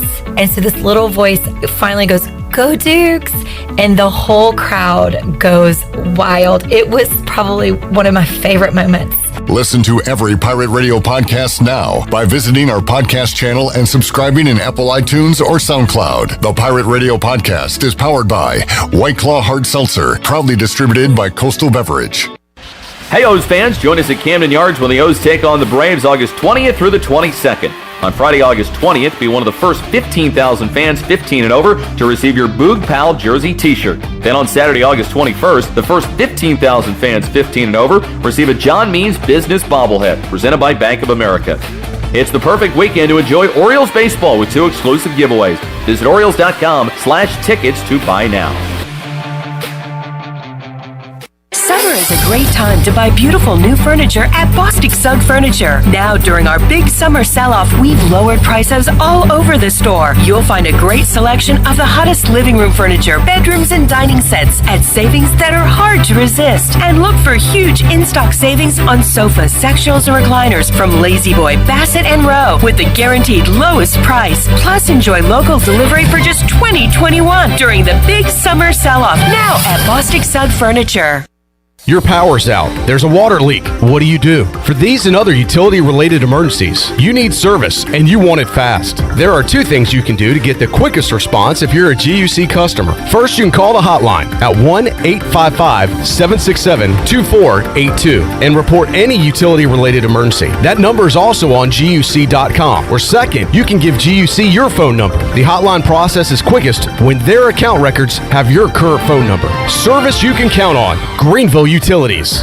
Hey, this is Troy D., proud ECU grad from the class of 94. And if you know me, you know I love the 90s here at ECU. It was some of our glory days, including bowl games, the Peach Bowl, and even a March Madness appearance. Relive those days with my friends from Tailgate Classics. Tailgate Classics is a cool retro store with all types of merchandise, including the 90s ECU vintage tees and hats. Check out Tailgate Classics in person, 304 Evans Street, or online at shoptailgateclassics.com. Tailgate Classics, bringing back the throwbacks. At US Cellular, we believe everyone should get more of the latest 5G technology for less of your hard-earned money. Right now, everyone can get a free smartphone, whether you're a new customer or not, with no trade-in or hidden fees. US Cellular, America's locally grown wireless. Terms apply. See uscellular.com for details. Now that life is returning to normal, we have found a lot of good things that came from the pandemic. One of them is not having to go to the wireless store anymore. The Cellular Warehouse team has been in the business of delivering phones to your home and office for 20 years. People found out about our free delivery service and love the ease of getting a new phone, tablet, or hotspot. Call Toby Williams today at 252-799-7051 so you can start experiencing the joy of never going to a wireless store again. Cellular Warehouse, your local U.S. Cellular authorized agent. Pirate Nation, the newest sports bar is Quarters Bar and Grill, offering gourmet burgers, hot dogs, and wings with unique flavors Greenville has never seen. Pirates like to drink too. Quarters Bar and Grill offers a selection of 10 beers on tap and over 50 different craft beers. Come check us out at Quarters Bar and Grill, open Wednesday to Sunday, 11 to 11, located at the shopping center next to Krispy Kreme. Check us out on Facebook and Instagram and be on the lookout for Quarters Cash hidden around downtown Greenville. Quarters Bar and Grill, the plunder never tasted so good. This is Xavier Smith. Join me and the other Pirate Radio athletes exclusively each Monday on PRL.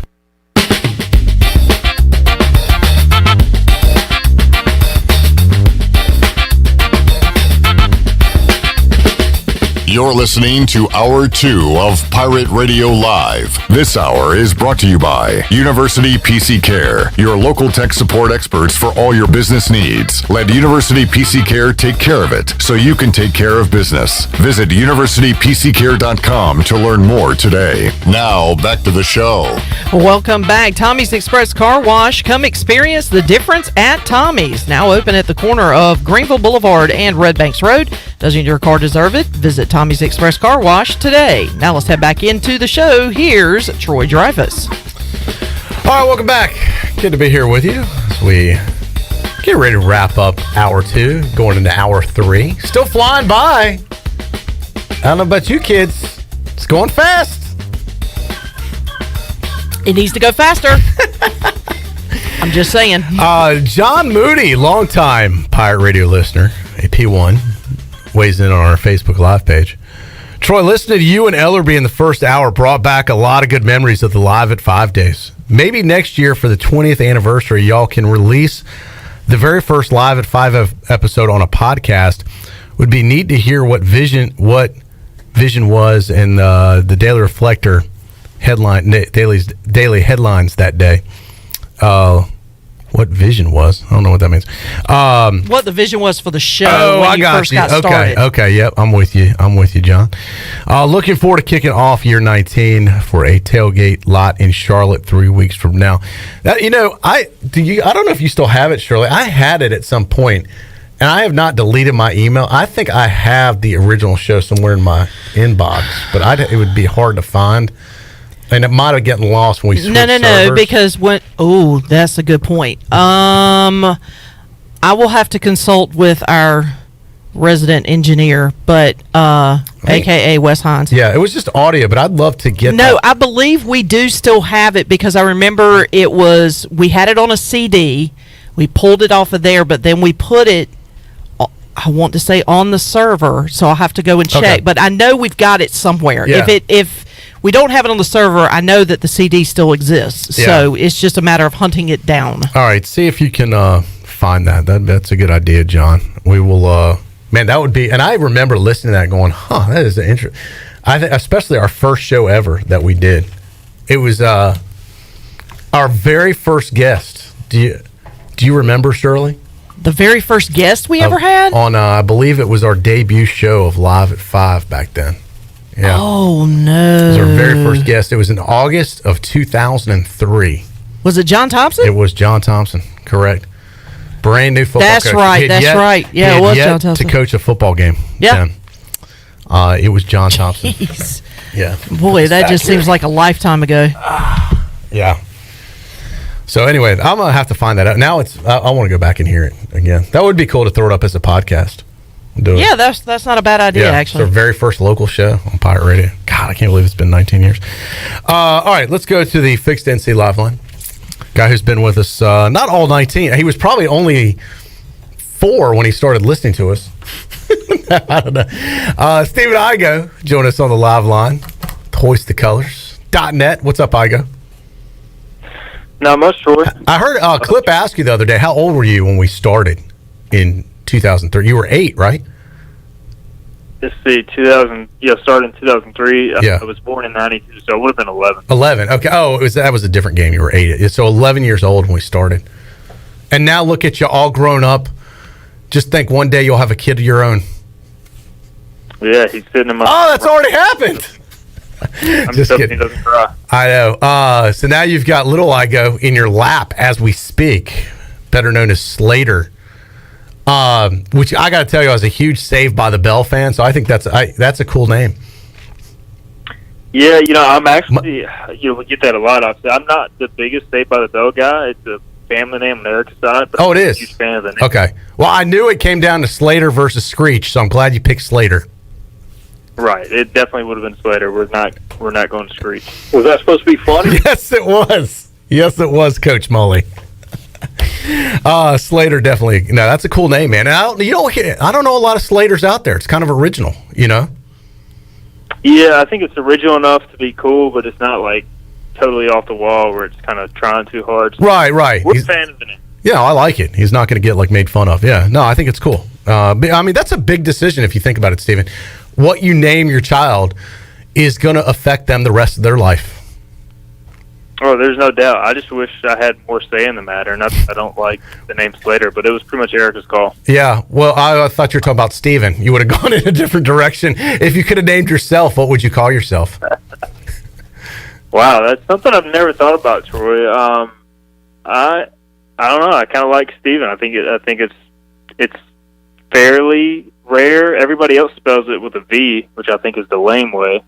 The only problem I have now is with my PH spelling. Not everybody, but a lot of people call me Stephen because of Steph Curry. Yeah. Before his arrival, it was not a problem. But I like the name Stephen. I think my parents did a good job. All right, that's cool. ECU football getting ready for the scrimmage Saturday. I believe they got, 8 practices so far already in the books. What are your expectations going into the scrimmage? Coach Houston was really pumped up today. talked about he thought it was the best practice they had since he's been here, and feeling this team's really starting to make some progress. Are you feeling the same? Yeah, I think it's just night and day. I mean, if you compare the first year of his era, like going out to practice and watching the team his first year, it was just like I looked around the field. I was like, man, like how many American caliber players does ECU really have at that time? It was probably maybe 10 out of a roster of 120, and now you're looking at a roster that, in my opinion, at least has 50 plus of those type of guys. I still think they have to, they're not at the level of a Cincinnati, UCF, Memphis talent-wise. They still got some work to do, but the roster overhaul, what they've done in basically 2 or 3 years is pretty remarkable, especially in the trenches. They just have so much more depth, so much more talent. And so I think really now it's the matter of, okay, you've got the roster in good enough shape where you can go out and win. You just have to get these guys experience, and you have to take that step, which we all hope was the last 2 games of last year where, hey, those close victories are now wins, and then you start rolling with that momentum. The guys start believing, and then it kind of turns for good. And that's the sentiment with the program right now. I wish they had an easier schedule to begin the year and get some easier wins so they don't fall into maybe some of the old habits if they lose a game or two. But I'm encouraged. I really am. I think the program's definitely heading in the right direction. Yeah, it'll be curious to see how things shake out after Saturday, after that first scrimmage. And, it's always so hard to tell preseason because you're going up against yourself. And you don't get a lot of scrimmage games against other teams. I wish they would let that happen in college football more, like they kind of do in basketball, and where they can scrimmage another team. I just think that would be so productive if these teams could have a preseason scrimmage against somebody. I would like to see it too. I mean, you look across now, even baseball, they allow fall scrimmages. They allow 2 of those. You've got obviously in the professional ranks, teams can even practice against each other, not only do preseason games. So now you have the secret preseason scrimmages for basketball. So really a lot of sports have it. It is tough, to coordinate probably a college football scrimmage like that. But I don't see any reason why you can't have one, even if it's closed to the public. Why not do a game in mid-August versus an in-state foe? Why can't ECU scrimmage North Carolina or scrimmage Charlotte, even for a half, just to kind of get the real feel for how your team is? Yeah, it doesn't have to be like a full game, but just enough to, hey, every team's going to get 30 or 40 plays each or something, where you just could at least go up against someone else other than yourself. Yeah, there's just so much unknown going to the season opener, and even though the preseason games in the pro ranks are, you can call them pointless and a wash, they're still, you have your established guys who don't really matter or don't really care about the games, but, 2/3 of the roster, those games are important for depth chart and for really finding out what guys are. So I would like to see it. I just don't know if we'll ever see it. All right, so how is the world of being a dad now? Has it changed you? It's definitely cut down on my sleep and productivity as far as work. I can say that much. I haven't had, it's been 2 weeks now. I don't think I really had any time to myself to really just sit down and go brain dead at any moment. It's either all work or all being a dad, which is cool. Yeah. It's what I signed up for and what I expected. But it's definitely a change, and, you have to make every minute in the day count. The days definitely go by extremely quickly just because you never have any downtime. Yeah, that's true. That's awesome, man. Congratulations to you and Erica. And you'll have to bring little Slater by the station so we can check him out one of these days. Yeah, we'll get him dressed up and rolling down there. Yeah, we might have to get him on the air with us, too, as soon as he starts babbling. I think it'll be a while, but hey, I'm sure if the Pirate Nation wants to hear it, we'll make it happen. Does he cry a lot, or is he in a good mood? How's his temperament?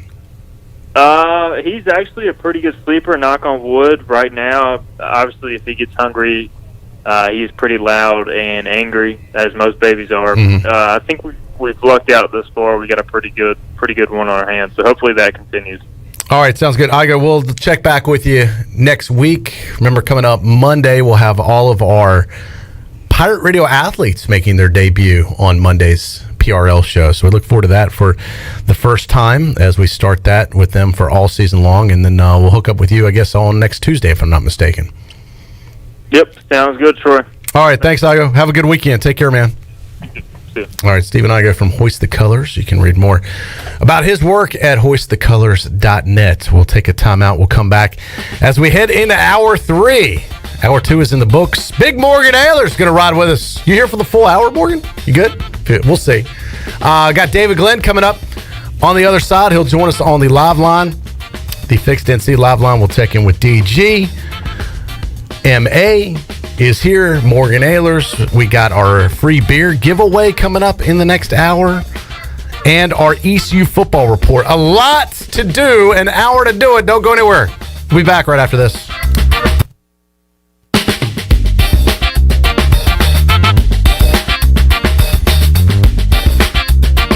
The Pirate Radio Podcast. Former Atlanta Braves outfielder Terry Harper. Well, Hank was the minor league director when I was coming up. A lot of times he used to give me a ride home after the game, and we would just talk baseball as far as fundamentals. He didn't really talk a whole lot about that. We mostly just talk about the mental side of hitting. Listen to every Pirate Radio podcast now by visiting our podcast channel and subscribing in Apple iTunes or SoundCloud. The Pirate Radio Podcast is powered by White Claw Hard Seltzer, proudly distributed by Coastal Beverage. At Jersey Mike's, we take great satisfaction in getting that perfect meat slice. Yes. But we don't do it for fun. We do it for fresh. Because slice to order makes a sub above. Alone, chicken, onions, peppers, and cheese have potential. Together, they have a purpose, a destiny, and a name. Jersey Mike's number 16 Chicken Philly. Because grilled to order makes a sub above. BMS Builders is your premier custom builder in Eastern North Carolina. With Blackwood and Mills Creek in Greenville, Dalton's Cove in Farmville, and Belmar in Ayden, these are just a few of the developments featuring BMS Builders homes. They can build the home of your dreams. Just ask Dr. Dennis Ross in Greenville or East Carolina football coach Mike Houston. They built their homes, and they can build yours as well. BMS Builders. Give them a call at 916-1578 for BMS Builders. For the latest from the world of golf, tune in every Saturday morning from 8 to 10 for the Golf Shop Radio Show. Hosts Mark Greenhalgh and Matt Blanchard talk golf from tee to green and everything in between. If you like golf, you're gonna love Golf Shop Radio. Before you tee up, drop on in. Welcome to the Golf Shop.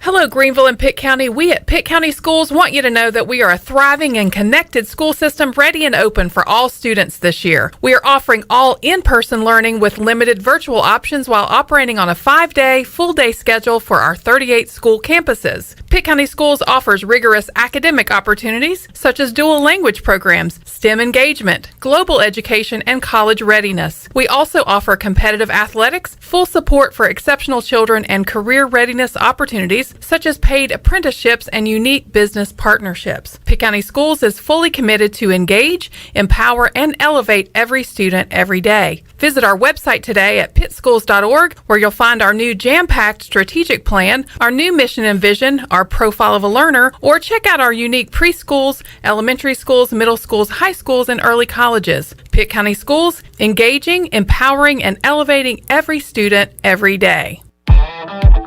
Pirate fans, get ready for a winning season and team up with Quality Equipment, your local John Deere dealer and proud sponsor of the ECU Pirates. When you do business with us, you'll get things done right. We're proud to offer a large selection of new and used John Deere equipment, a fully stocked parts department, and a highly trained staff who is here to support you throughout the life of your equipment. So get quality done right before every ECU game day and visit QualityEquip.com.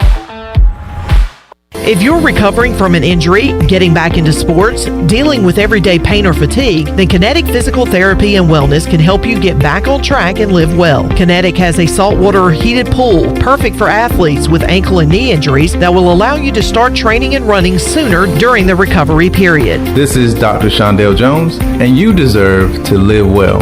Call us at 364-2806 or visit kptonline.com. Go Pirates!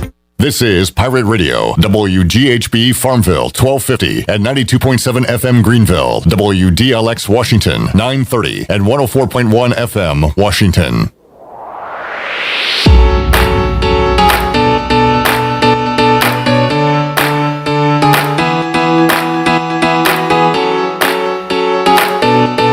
You're listening to Hour 3 of Pirate Radio Live. This hour is brought to you by Carolina Hardscapes. Making memories with your family and friends is what life is all about. If you have a dream of having a backyard patio fireplace, pool walkways, fire pits, or more, then Carolina Hardscapes is the place to call. Get started on your dreams today at Carolina Hardscapes on Fire Tower Road, across from Bostic Sugg Furniture. Now, back to the show. Welcome back. Are you someone who has been waiting before trying CBD? ENS Hemp is the area's leader in CBD, and they want to educate you on how their products work.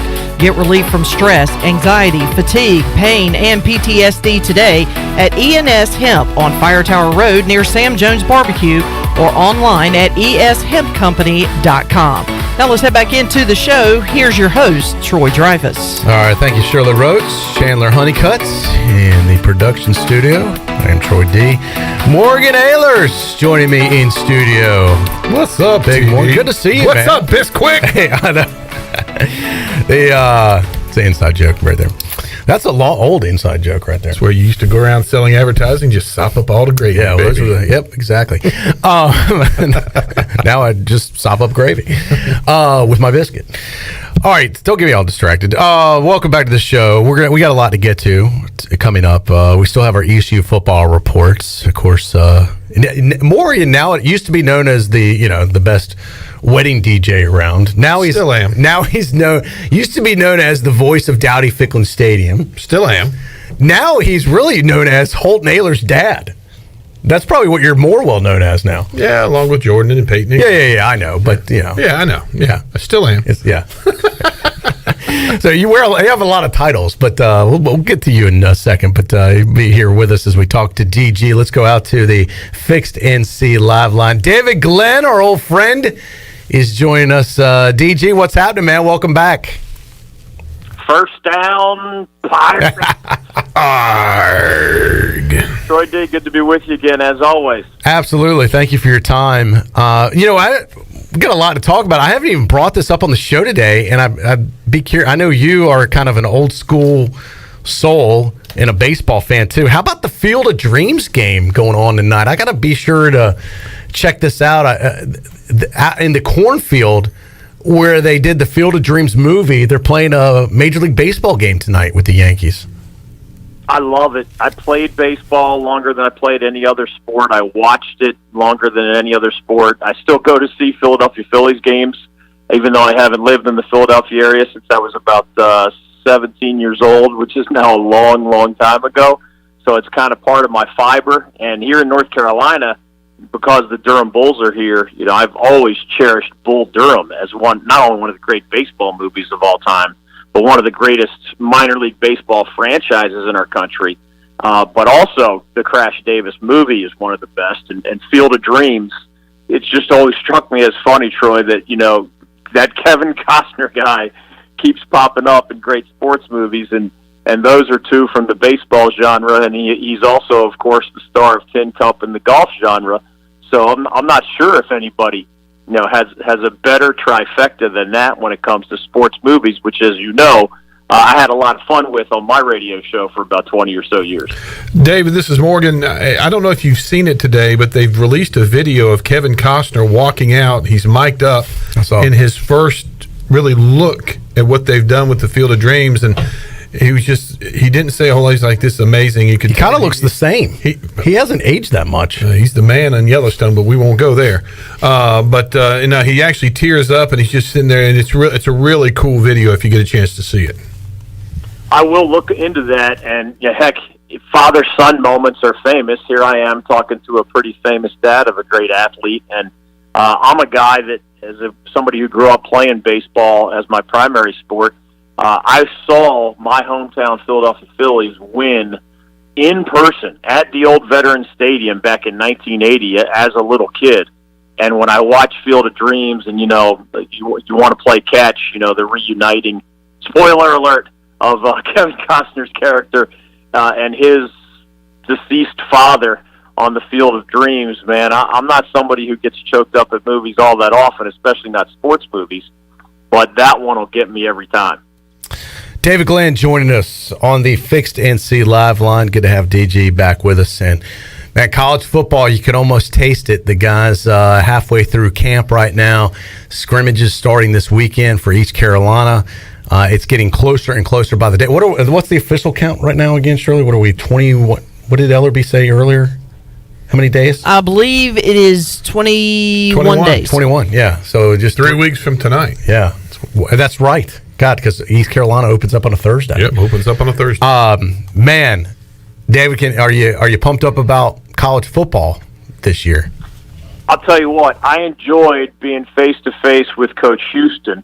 I was the master of ceremonies for an annual event called the Pigskin Preview that brings 5 different head coaches from Central and Eastern North Carolina together. And in the past, I was never able to be the MC because I was always live on the radio, and it's a luncheon. So my noon to 3 time slot did not work very well. But I've always worked with the folks who threw this event. I think they're 18 years in now, and of course, didn't happen last year. So heard Coach Houston talk a little football, of course, about the Pirates, but also got to know him a little bit better personally. That's the nature of this event. It's a big banquet, 500 to 1,000 people there. We auction off helmets and raise a lot of money for scholarships for great high school student athletes. And it was just fun to be around Coach Houston in a non-radio show setting, a non-press conference setting. I really enjoyed getting to know him a little better. And that day, Troy, trying to remember exactly how long ago it was, maybe 2 weeks or so, maybe 3, that was the day that I started getting my college football fever again. So here 3 weeks later, and I'm chomping at the bit because the Pirates have, 91% of their production returning from last year, which is always a positive sign. Carolina's supposed to be good, which could be fun around here. I think NC State has a chance to be really good. Wake Forest should be pretty solid. App State should be good again. So our state's culture is probably most famous for college basketball, but I think there's a chance for a whole bunch of teams to either matter in the national top 25 or, in the case of the Pirates, take a big step forward under a guy who's been very successful as a head coach at all of his other stops in Mike Houston.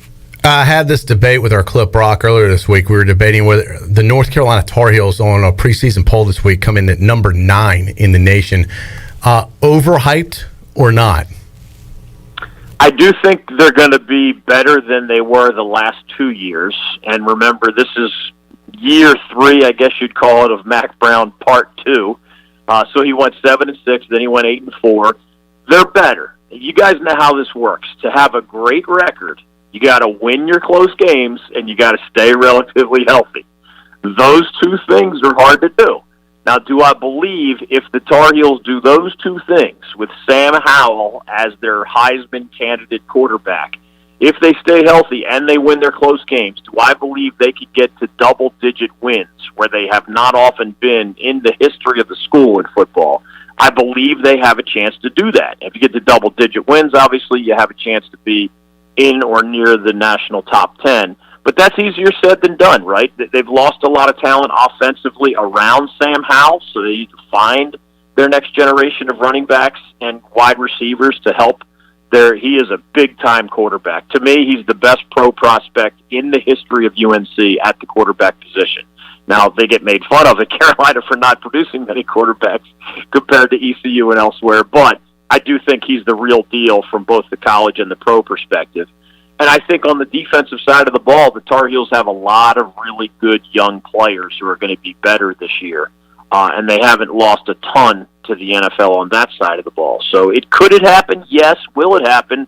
And that's why this stuff is so hard to predict, right? It's not basketball. It takes funny bounces sometimes, and there are more injuries than in other sports, and that makes it hard to predict. Other than, say, Clemson is the favorite in the ACC again, the rest of it, will it be Miami? Will it be Carolina? Will it be somebody else to sort of make a national splash? That's where things get a lot harder to predict. You had 3 big stories concerning college football kind of this summer that were all interesting and all could be, topics of their own. I'll just, you had the news leak out about a restructured postseason potentially with including multiple teams, almost a true playoff, if you will. You had news of conference realignment and possible teams leaving and joining the SEC. Then you had the big news of the NIL and what that means. Let's start with the conference realignment news. Do you say, you saw Clemson, or reports anyway, Clemson's reaching out, or Florida State, I forget which one, saying to the SEC, hey, look, we might be interested too. Do you think the ACC could lose some teams to the SEC if this thing continues to snowball like it is? It won't happen anytime soon. When you try to project too far into the future, Troy, things get difficult, because the reality is ACC schools that, for example, are looking at money as an absolute bottom line, the way Maryland did years ago, right? The Terps left for the Big Ten, not because they liked Big Ten schools better, not because they desired different rivalries. Flat out, they left because the Big Ten was making a lot more money than the ACC was, and Maryland thought it could put its athletic department on stronger financial footing in the member of that league than in this league. That is absolutely why the Terps left the ACC a while back. Could someone else think that way? Yes. Could they leave some years down the road? Yes. But I do remind everybody that the ACC, exactly for this reason, had all of their university presidents sign away their media rights about a decade and a half into the future. In other words, if a Clemson or a Florida State or anyone else left, they'd be leaving behind 15 years worth of their sports media rights, meaning the TV money that they get from their various media partners in terms of the shared conference revenue. That is not only millions of dollars, that is hundreds of millions of dollars.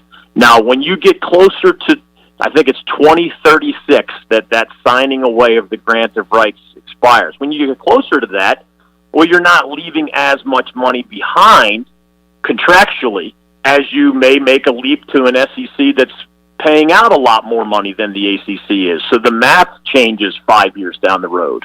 But in the shorter term, unless they have lawyers telling them they can get out of that grant of rights deal, I think the money just doesn't add up, because what you'd be paying to leave, it would take a long time to make that up with those bigger SEC payouts.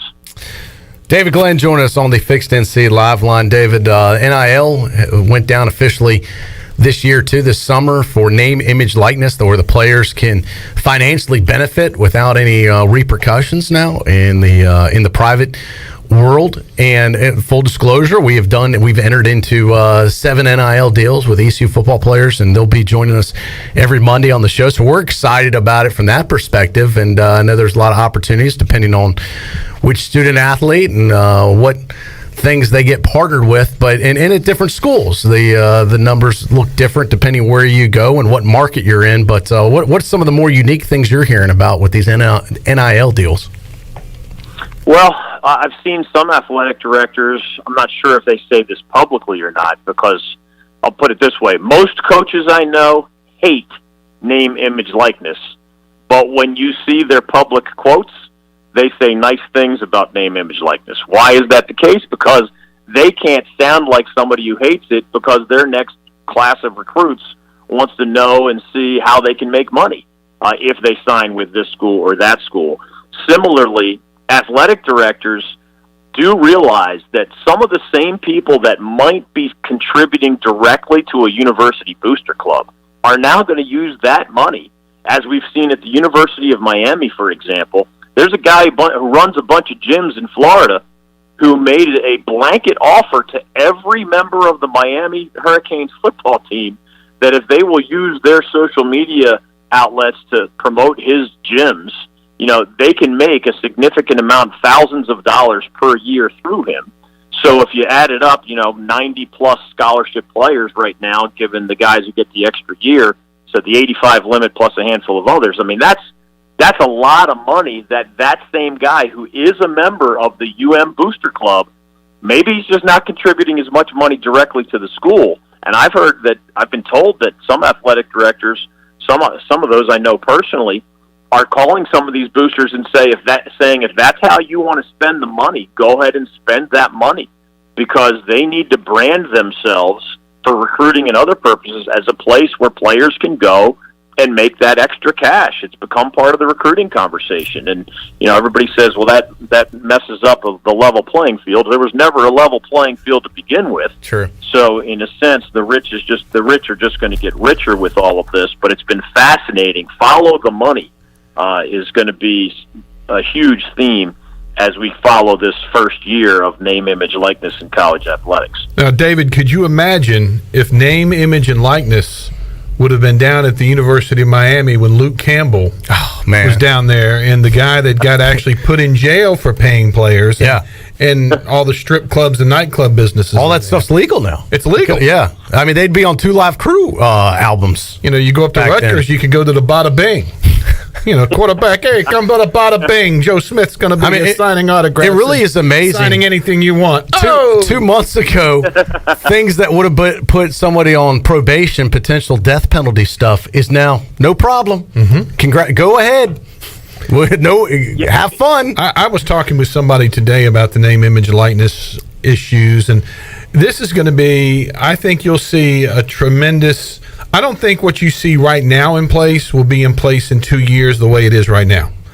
There's got to be something that levels the field, because what's to stop a booster from, Alabama, let's just say Alabama, for they're the king of the hill right now, that they can come down and say, okay, you want to come here? Pick a truck. Pick a $80,000 truck. That's what you're going to drive. You'll be one of our 20. Everybody that comes in gets a vehicle. Yeah, well, I mean, they could have a car dealer supporter. That's all. Absolutely, that's all they've got to say. I think all of this stuff, David, you mentioned earlier, is going to be weaponized as recruiting tools. There's no question about it. And the more businesses you have on board with the program, especially like a school like Alabama, the more weapons they have. That's right. Here's what's crazy, guys. Even under the new rules, giving that sort of money as a recruiting inducement, like flat out writing on a piece of paper, if you come here, young prep All-American quarterback, you will get this. That would get the booster in trouble and the school in trouble and the player in trouble. That's a violation. Now, but the coach can say, David, well, we've got, our players have been very lucrative, and you can talk with them about how they've been doing it. We have nothing to say about it. We don't control it. But, quarterback John Smith, here, talk to the quarterback coming in and talk to him about how he's, monetizing the name, image, likeness. Yeah. Hey, the Miami situation is a perfect example of this, because if the guy had gone directly to recruits and said, if you come here, I will pay you to represent my gyms, that would have been in violation. By him simply saying, anybody who's a Miami football player gets this offer. It doesn't sound a lot different to the layman listening, right? But in the eyes of the NCAA, it is different for him to simply say, every Miami football player has this offer. Those recruits, of course, know that he's speaking to them as well. But in the eyes of the NCAA, even if fans roll their eyes at the difference between, A and B, it matters, at least under the current structure for the NCAA, and we all would make a shorter list of what is not allowed under the new system, right? But recruiting inducement is on that short list. At most schools, you can't conflict with their shoe and apparel deal, except in with certain exceptions. You can't, in most schools, represent adult entertainment clubs, etc. You can't represent gambling groups, etc. There are some restrictions still, but obviously the list of things that are allowed now is infinitely longer than whatever short list we can make of what is still prohibited. Yeah, it's a new world, and as I said, won't be it won't affect all players, but it will affect the big name players. Yeah, more. And big name public address announcers are for sale. Yeah. Morgan is willing to enter. I'm just willing to take this 15-pack of Bud Light. Morgan will work for beer. He is willing to take an NIL deal for anybody, and right now you can book him for your party at Captain DJ Morgan. DJ Captain Morgan. DJ Captain Morgan. Troy. Damn, I can't get that right. You can't. DJ It doesn't matter now. You screwed it up 3,011 times. Why don't you just go by DJ Morgan? What do I always say? I have no clue. DJ Captain Morgan. How did I screw I'm it a up? DJ. I got a boat, and my name's Morgan. Get over it. Available now for your private party. And we can bring David Glenn in to sing karaoke like he's done before. I got a Bon Jovi song or two if needed. Okay. DJ, you coming down for the games this year? I don't have that schedule yet because my son is now a proud ECU grad, and by the way, he just got his first job. So the power of ECU extends to Richmond, Virginia in this particular case. Good deal. So we're still a Pirate family, and we still have a lot of friends in Greenville, but with him no longer a student there, we're a little late. My daughter I'm taking to App State tomorrow, so we're a little further ahead on our planning for Boone than we are planning for Greenville. All right. Well, sounds good. We appreciate you touching base with us as always. Good to hear your voice. What is, for folks wondering, what is David Glenn up to nowadays?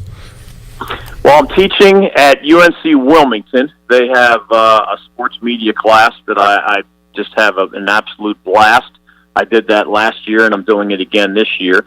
I've started a new sports column for chapelboro.com, which covers pretty much statewide college sports, and it's based in the Triangle here, so I have a lot of fun with that. And I've done a lot of things, including reviving my legal career, outside the sports world. So it's a variety of things, but that's the short answer. All right, good stuff, David. We'll touch base with you again this football season. You're always welcome back in Greenville. If we can organize that, let us know, and we'll be looking forward to chatting with you again next time. Thanks, Troy. Always good to be with y'all. Take care. All right, David Glenn joining us on the Fixed NC Live Line. A lot of interesting topics covering there with DG Morgan that football related.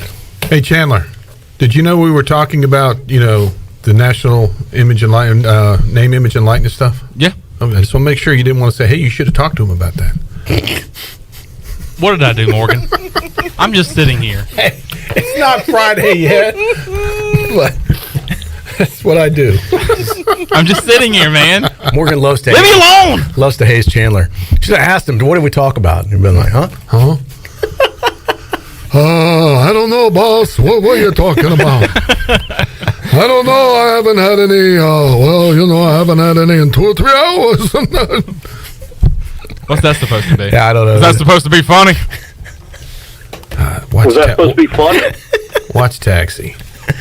All right. Wow, with a taxi reference, that probably only 20 people of our audience get that reference. One of the great characters. That's a getting up there in age. You're starting to show your age, Morgan, with taxi. I know what it is. That's for our 60-plus crowd. Or you can say he says it sounds the same thing in Back to the Future movies. Oh, that's true. Yeah, the professor. Christopher Lloyd. Yeah, good point. All right, I got to tell you what. We're going to, let's do it. We've been talking about it all show. Let's open it up, Shirley. You can only get a booty everywhere. Booty everywhere. The booty bag is loaded today. Thanks to our friends at Carolina Eagle Distributing. You're going to get 15-pack of 16-ounce Bud Light aluminum bottles, a 12-pack of Kolsch beer. Kolsch. It is the Kolsch. Brewed in Wake Forest, North Carolina. Traditionally crisp Kolsch style ale. Bud Light shirts and koozies. And a large 2-topping pizza from Domino's. All this can be yours. Compliments of our friends from Bud Lights. We usually do it on Friday. We're doing it today. Every day.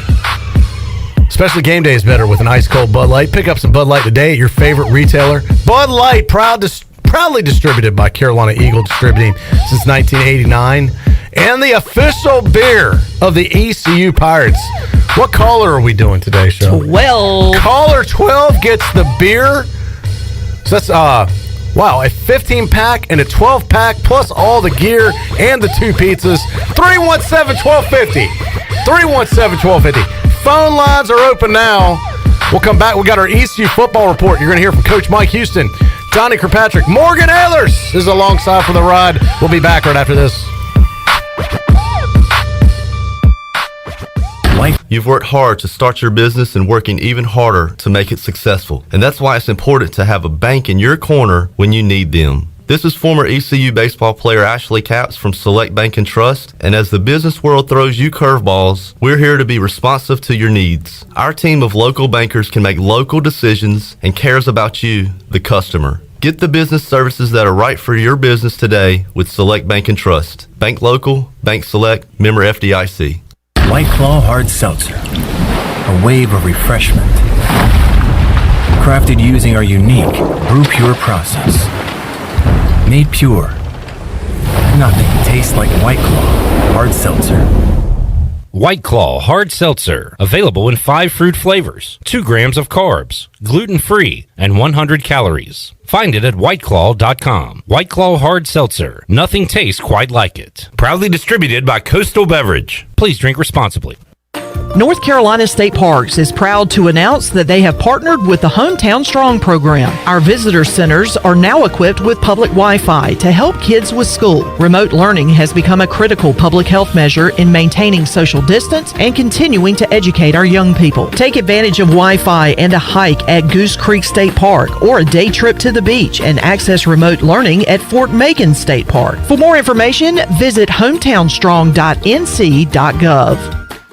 This is Dr. Phil Perdue with Orthopedics East and Sports Medicine Center. My colleagues and I recognize how difficult this time is for everyone in our community. We continue to see patients during the week while taking precautions to keep everyone safe. Our extended care clinic is now open on Saturdays and Sundays from 10 a.m. to 2 p.m. so you can avoid the emergency department for your urgent orthopedic care. For more information, please contact us at 757-2663 or visit our website at orthoeast.com.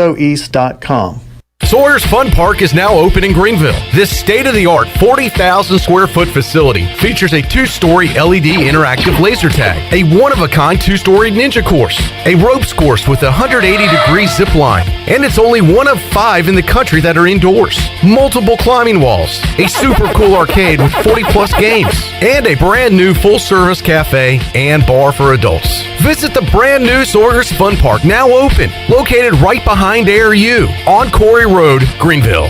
Hello, Greenville and Pitt County. We at Pitt County Schools want you to know that we are a thriving and connected school system ready and open for all students this year. We are offering all in-person learning with limited virtual options while operating on a 5-day, full-day schedule for our 38 school campuses. Pitt County Schools offers rigorous academic opportunities such as dual language programs, STEM engagement, global education, and college readiness. We also offer competitive athletics, full support for exceptional children, and career readiness opportunities such as paid apprenticeships and unique business partnerships. Pitt County Schools is fully committed to engage, empower, and elevate every student every day. Visit our website today at pittschools.org, where you'll find our new jam-packed strategic plan, our new mission and vision, our profile of a learner, or check out our unique preschools, elementary schools, middle schools, high schools, and early colleges. Pitt County Schools, engaging, empowering, and elevating every student every day.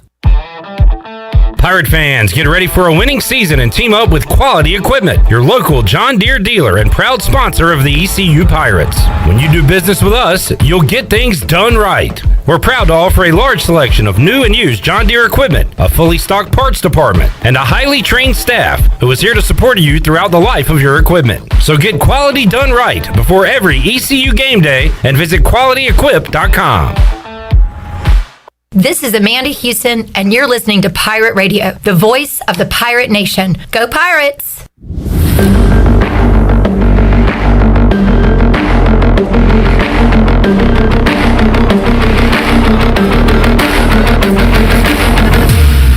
You're listening to Hour 3 of Pirate Radio Live. This hour is brought to you by Carolina Hardscapes. Making memories with your family and friends is what life is all about. If you have a dream of having a backyard patio fireplace, pool walkways, fire pits, or more, then Carolina Hardscapes is the place to call. Get started on your dreams today at Carolina Hardscapes on Fire Tower Road, across from Bostic Sugg Furniture. Now, back to the show.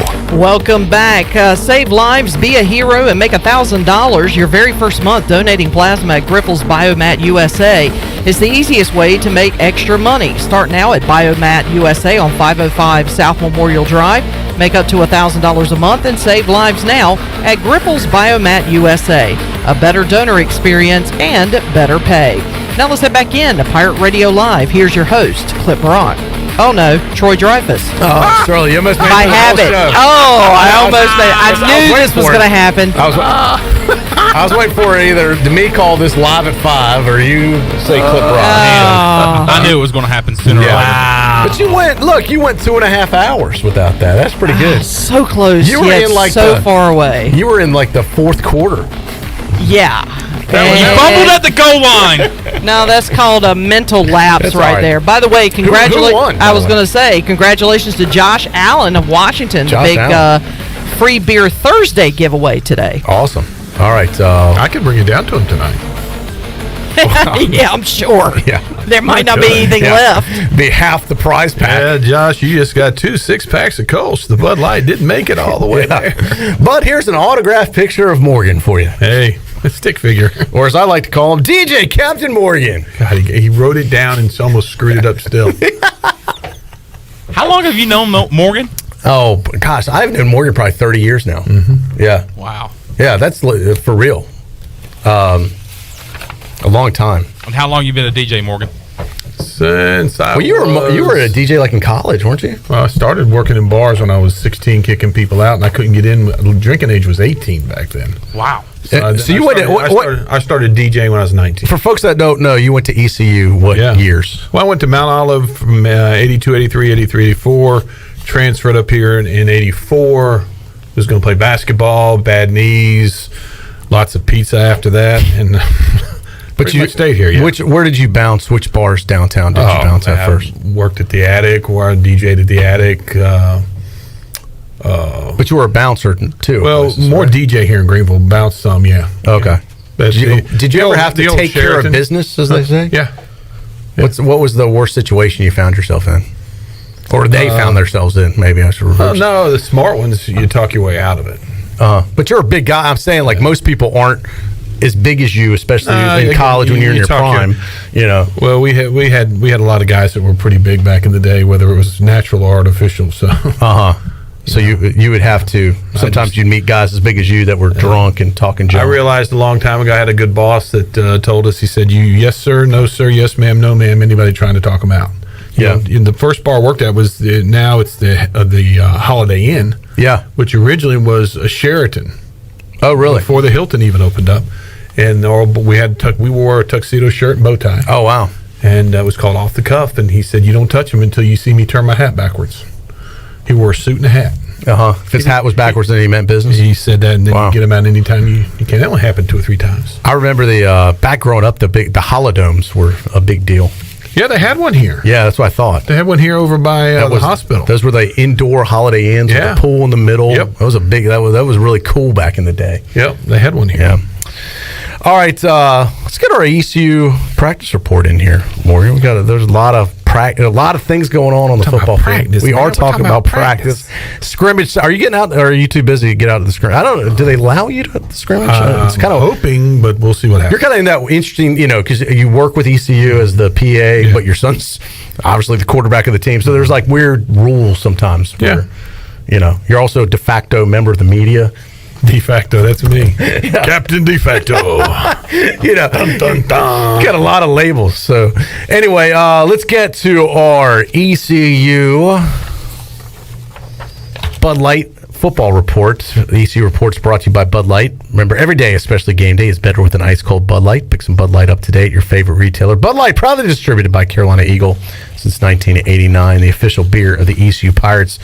We heard this earlier, but let's play it again for folks that might be just tuned in. This was Coach Houston as he came in off the practice field. Cut one, Shirley. I don't know what day it is, but whatever day of practice, you see it's Thursday. Yeah, that is the deal with camp. I mean, you get in these things. I mean, it's the same schedule no matter what day of the week it is, and so you really do. You lose track of what day it is. I mean, the kids, they talk about it and they laugh about it, and that has been very, very similar the last several days with the weather and all that stuff. So, another solid day. Maybe not quite what I wanted today, but I can't say I didn't expect it a little bit. Had a really, really physical practice yesterday. Yesterday was, one of the better practices, not the best practice I've had since we've been here, as far as the way they competed, the way we executed.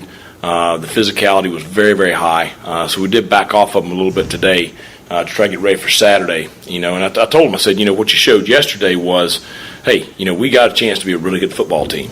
Now it's, the stuff that we got to control, because it comes down to the execution. It comes down to the discipline. It comes down to, not making those big mistakes or those small mistakes.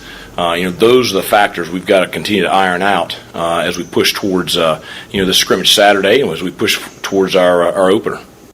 Coach went on to talk about working on the mental toughness of this team.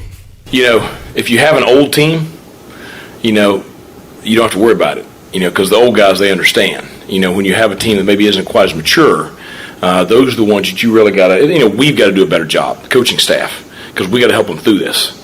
And then, they've got to have some kind of ownership themselves. And that's what we talked about after practice is, I can just line them up and run the piss out of them after practice. I could do that. Okay, that kind of defeats the purpose of what I was trying to accomplish today. So there's got to be some ownership, or we just can't do this. We'll just stay in full pads the whole way through. It's going to be one of the two. So it's a deal where we got to work together. They've got to respond. They've got to understand the expectations each day, and we've got to do a good job of helping them with that. Now, why do I feel if Clip Rock was here that run the piss out of them would be its own audio cut and run over and over and over again? Google it up. How did we miss that one earlier, guys? Wow. Can you say that? I guess you can say that. That's, he did. It's a term. So mark that one, Shirley. I want to re-edit that one for Monday.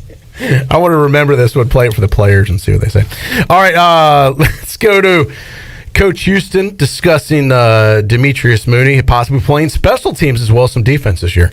We're hoping a lot. I hope he's on all four. And he wants to be. There's, what an incredible kid. Just a phenomenal human being, and just had worked so hard, and he's really worked to develop his body, and he's like a missile now. And so, we hope that hope he's on the full court, and we're trying to find different roles for him, because I think there is a place for a guy that plays like him. Coach was also asked about the progression of Jeremy Lewis. Well, I think Saturday's an important day for him. He's done some good things. We've put so much more in package-wise already than we did in the spring, for a variety of reasons. We had the big halt during the spring. We had to pause for a couple of weeks, and that, threw everything off. And then it was his first time over there, and, Coach Dow's first time through the defense. So we've already thrown more at him than he had in the spring, and he's, picking it up. And certainly he's a good player. I want to see just Saturday just what kind of an impact he can be right there. Coach, how much do you plan to work Holton Ahlers and the other quarterbacks in the scrimmage on Saturday? It's one of those things that we know what Holton can do, and he's had a very good camp. He's one, doesn't disappoint. So we got to get him some work for him. We've got to get the rest of our, starters, the rest of our top 15 offensive players some work with Holton, because that timing aspect is so important. But you're right. We've got to figure out who number 2 is, and we really. I'd appreciate if those guys help us out with that. We need some guys to step up and play well on Saturday to start giving us a clearer picture on who number 2 is. Morgan, this year a little bit different. There's no debating who QB1 is, and that is Holton Ahlers. I've had a chance to talk to Holton quite a bit this past month, and the thing I've noticed is I just feel his confidence is so much higher than where it's been going into other seasons before. That's the kind of the big. He's always been talented. He's always been smart, but obviously you talk to him a lot more than I do. Is that a fair assessment that his confidence level going into the season is at an all-time high right now? I think he's had that level of confidence because he believes in himself and the work that he puts in. I think where his level of confidence right now going into this season is in the teammates that are around him.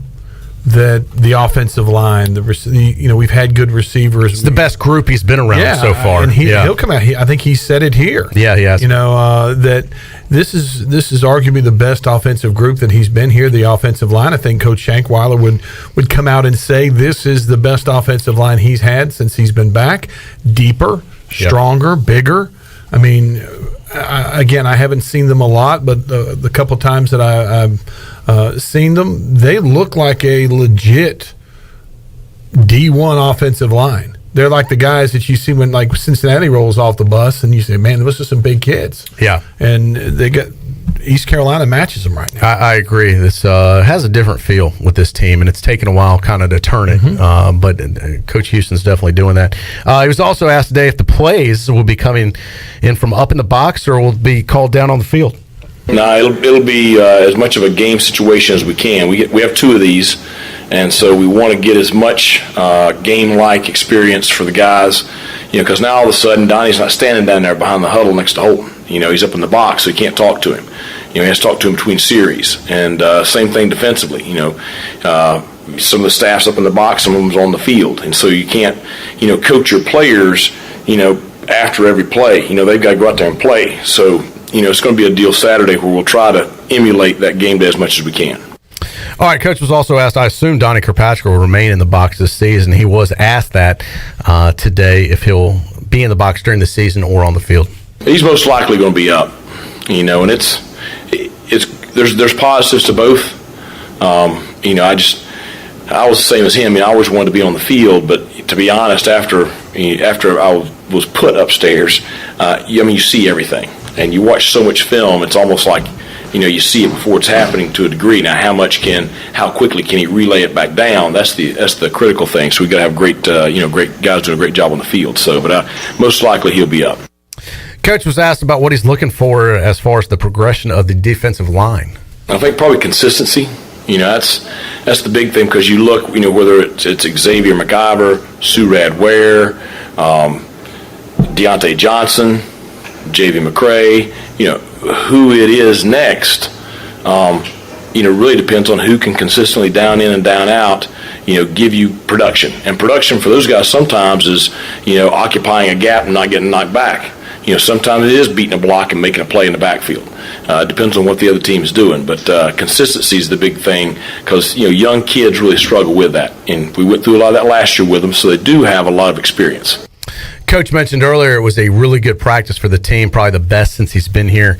He was asked what aspects made it such a good day for him. The physicality up front in the box was the best I've seen since I've been here. O-line, D-line, linebackers, backs.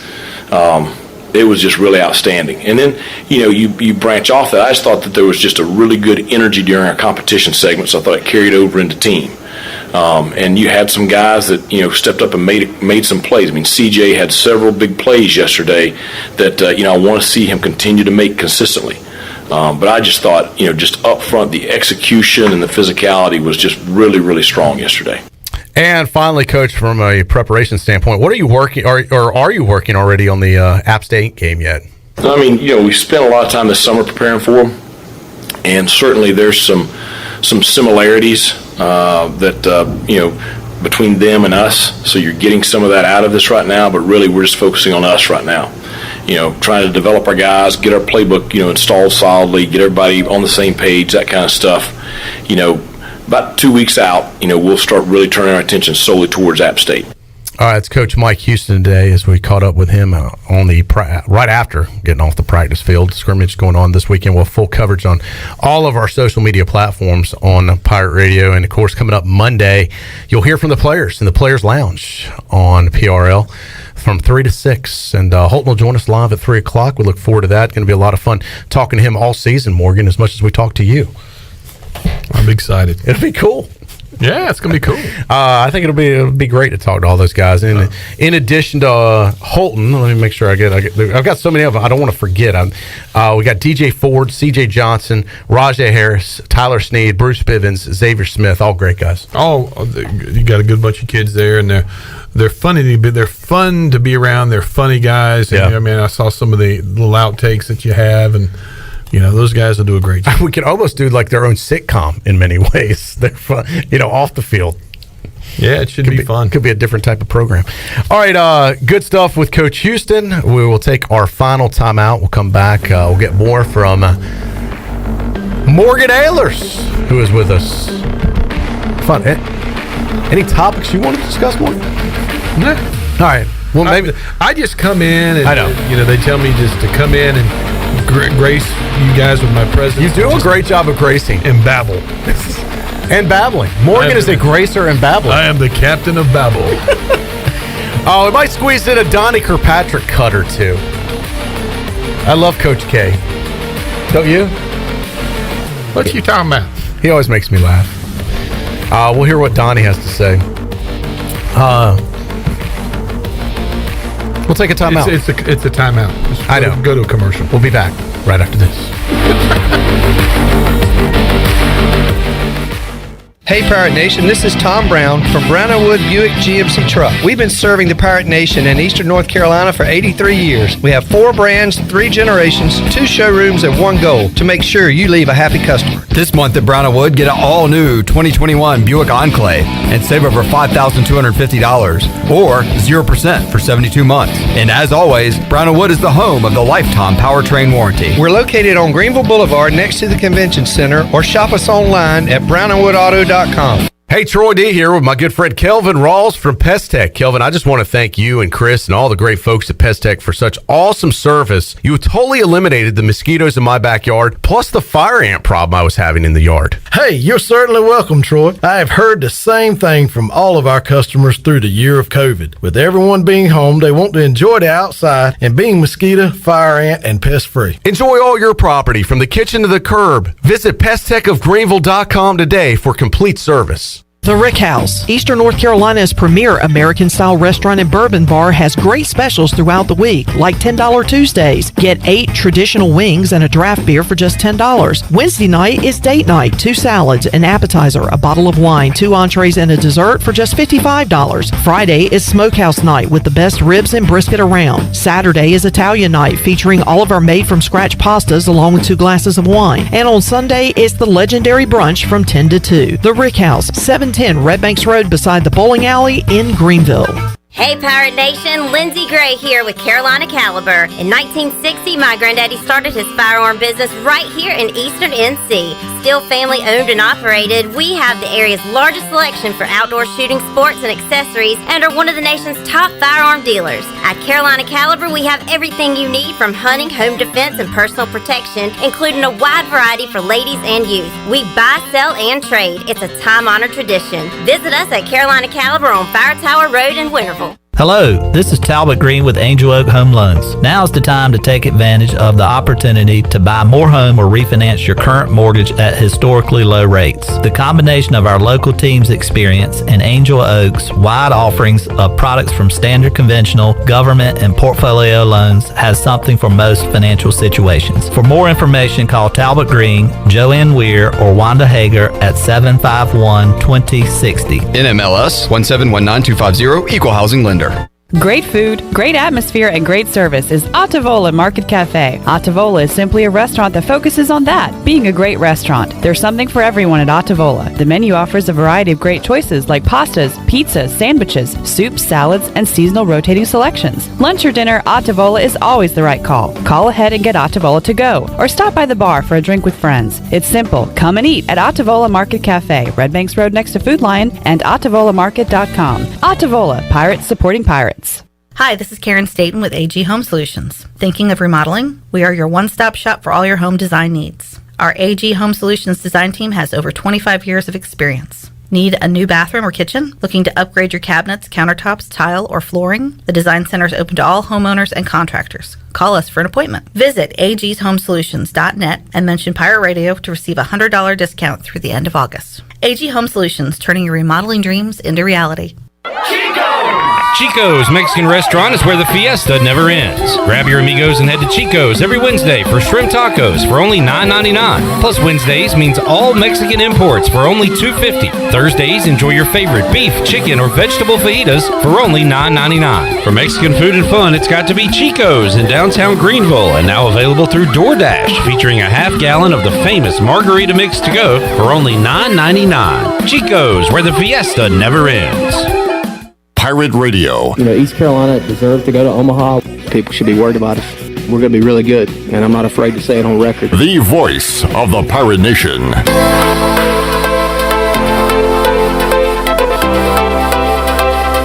You're listening to Hour 3 of Pirate Radio Live. This hour is brought to you by Carolina Hardscapes. Making memories with your family and friends is what life is all about. If you have a dream of having a backyard patio fireplace, pool walkways, fire pits, or more, then Carolina Hardscapes is the place to call. Get started on your dreams today at Carolina Hardscapes on Fire Tower Road, across from Bostic Sugg Furniture. Now, back to the show. Welcome back. Making memories with your family and friends is what life is all about, and if you have a dream of having a backyard patio fireplace, pool walkways, fire pits, or more, then Carolina Hardscapes is the place to call. at 364-1201. Or you can stop by the Carolina Hardscapes Outdoor Showroom on Fire Tower Road across from Bostic Certain Furniture. Get started on your dreams today at Carolina Hardscapes.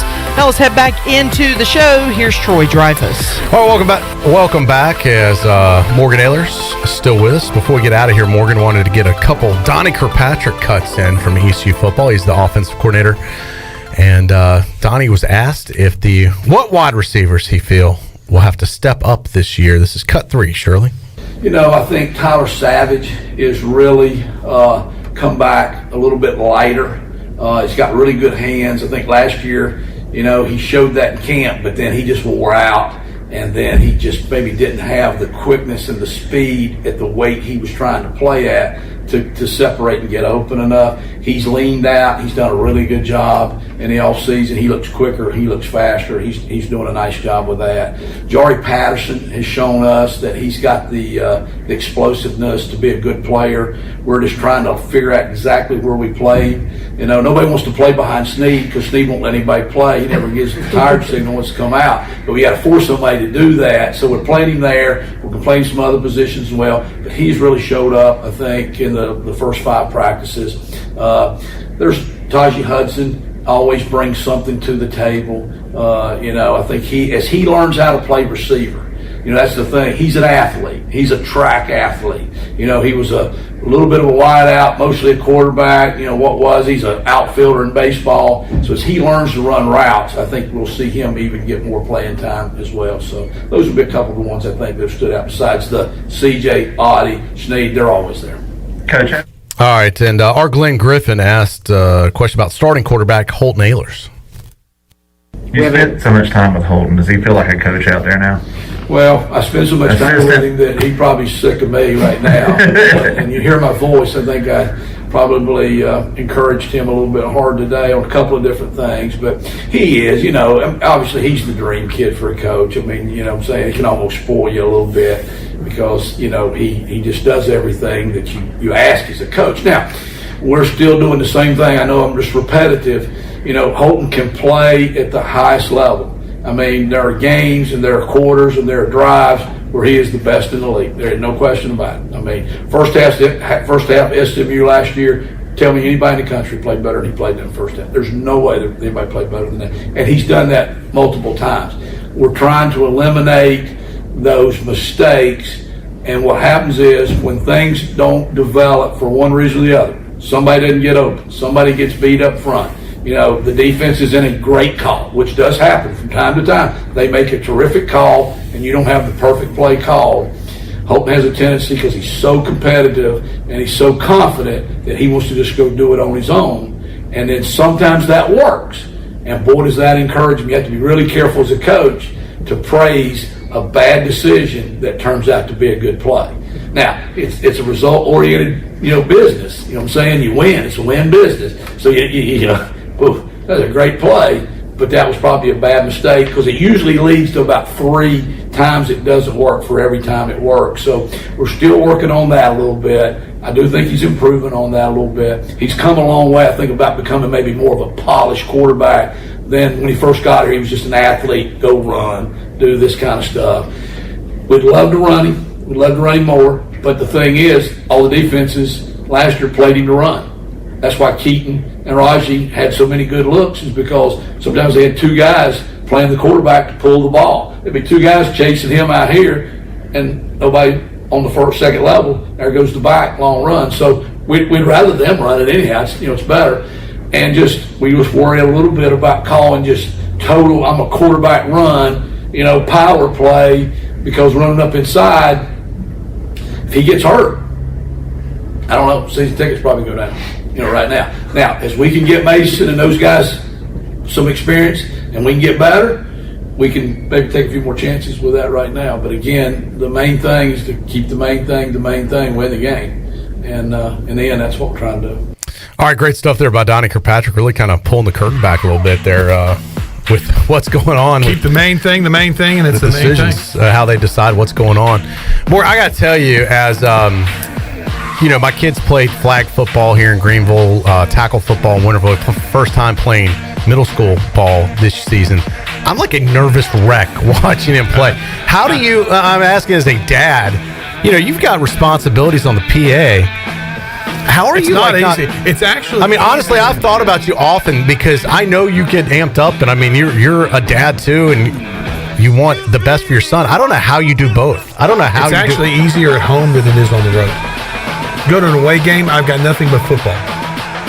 At home, I know that I've got to call the game, and I watch the game and keeping an eye on him, but then I've got to do other things. Yeah, I'm like pacing on the sideline. I don't want anybody to talk to me. I'm like, you wait, dude. It gets. I know. I don't know how you do it.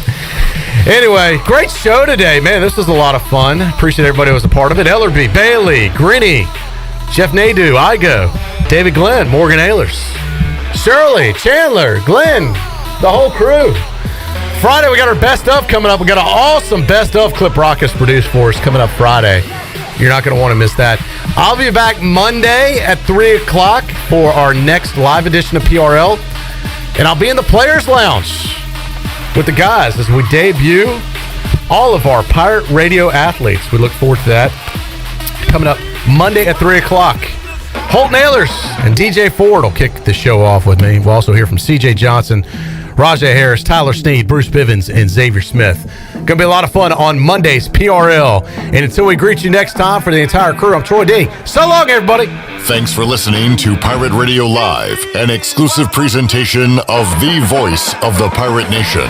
This is Pirate Radio, WGHB Farmville, 12.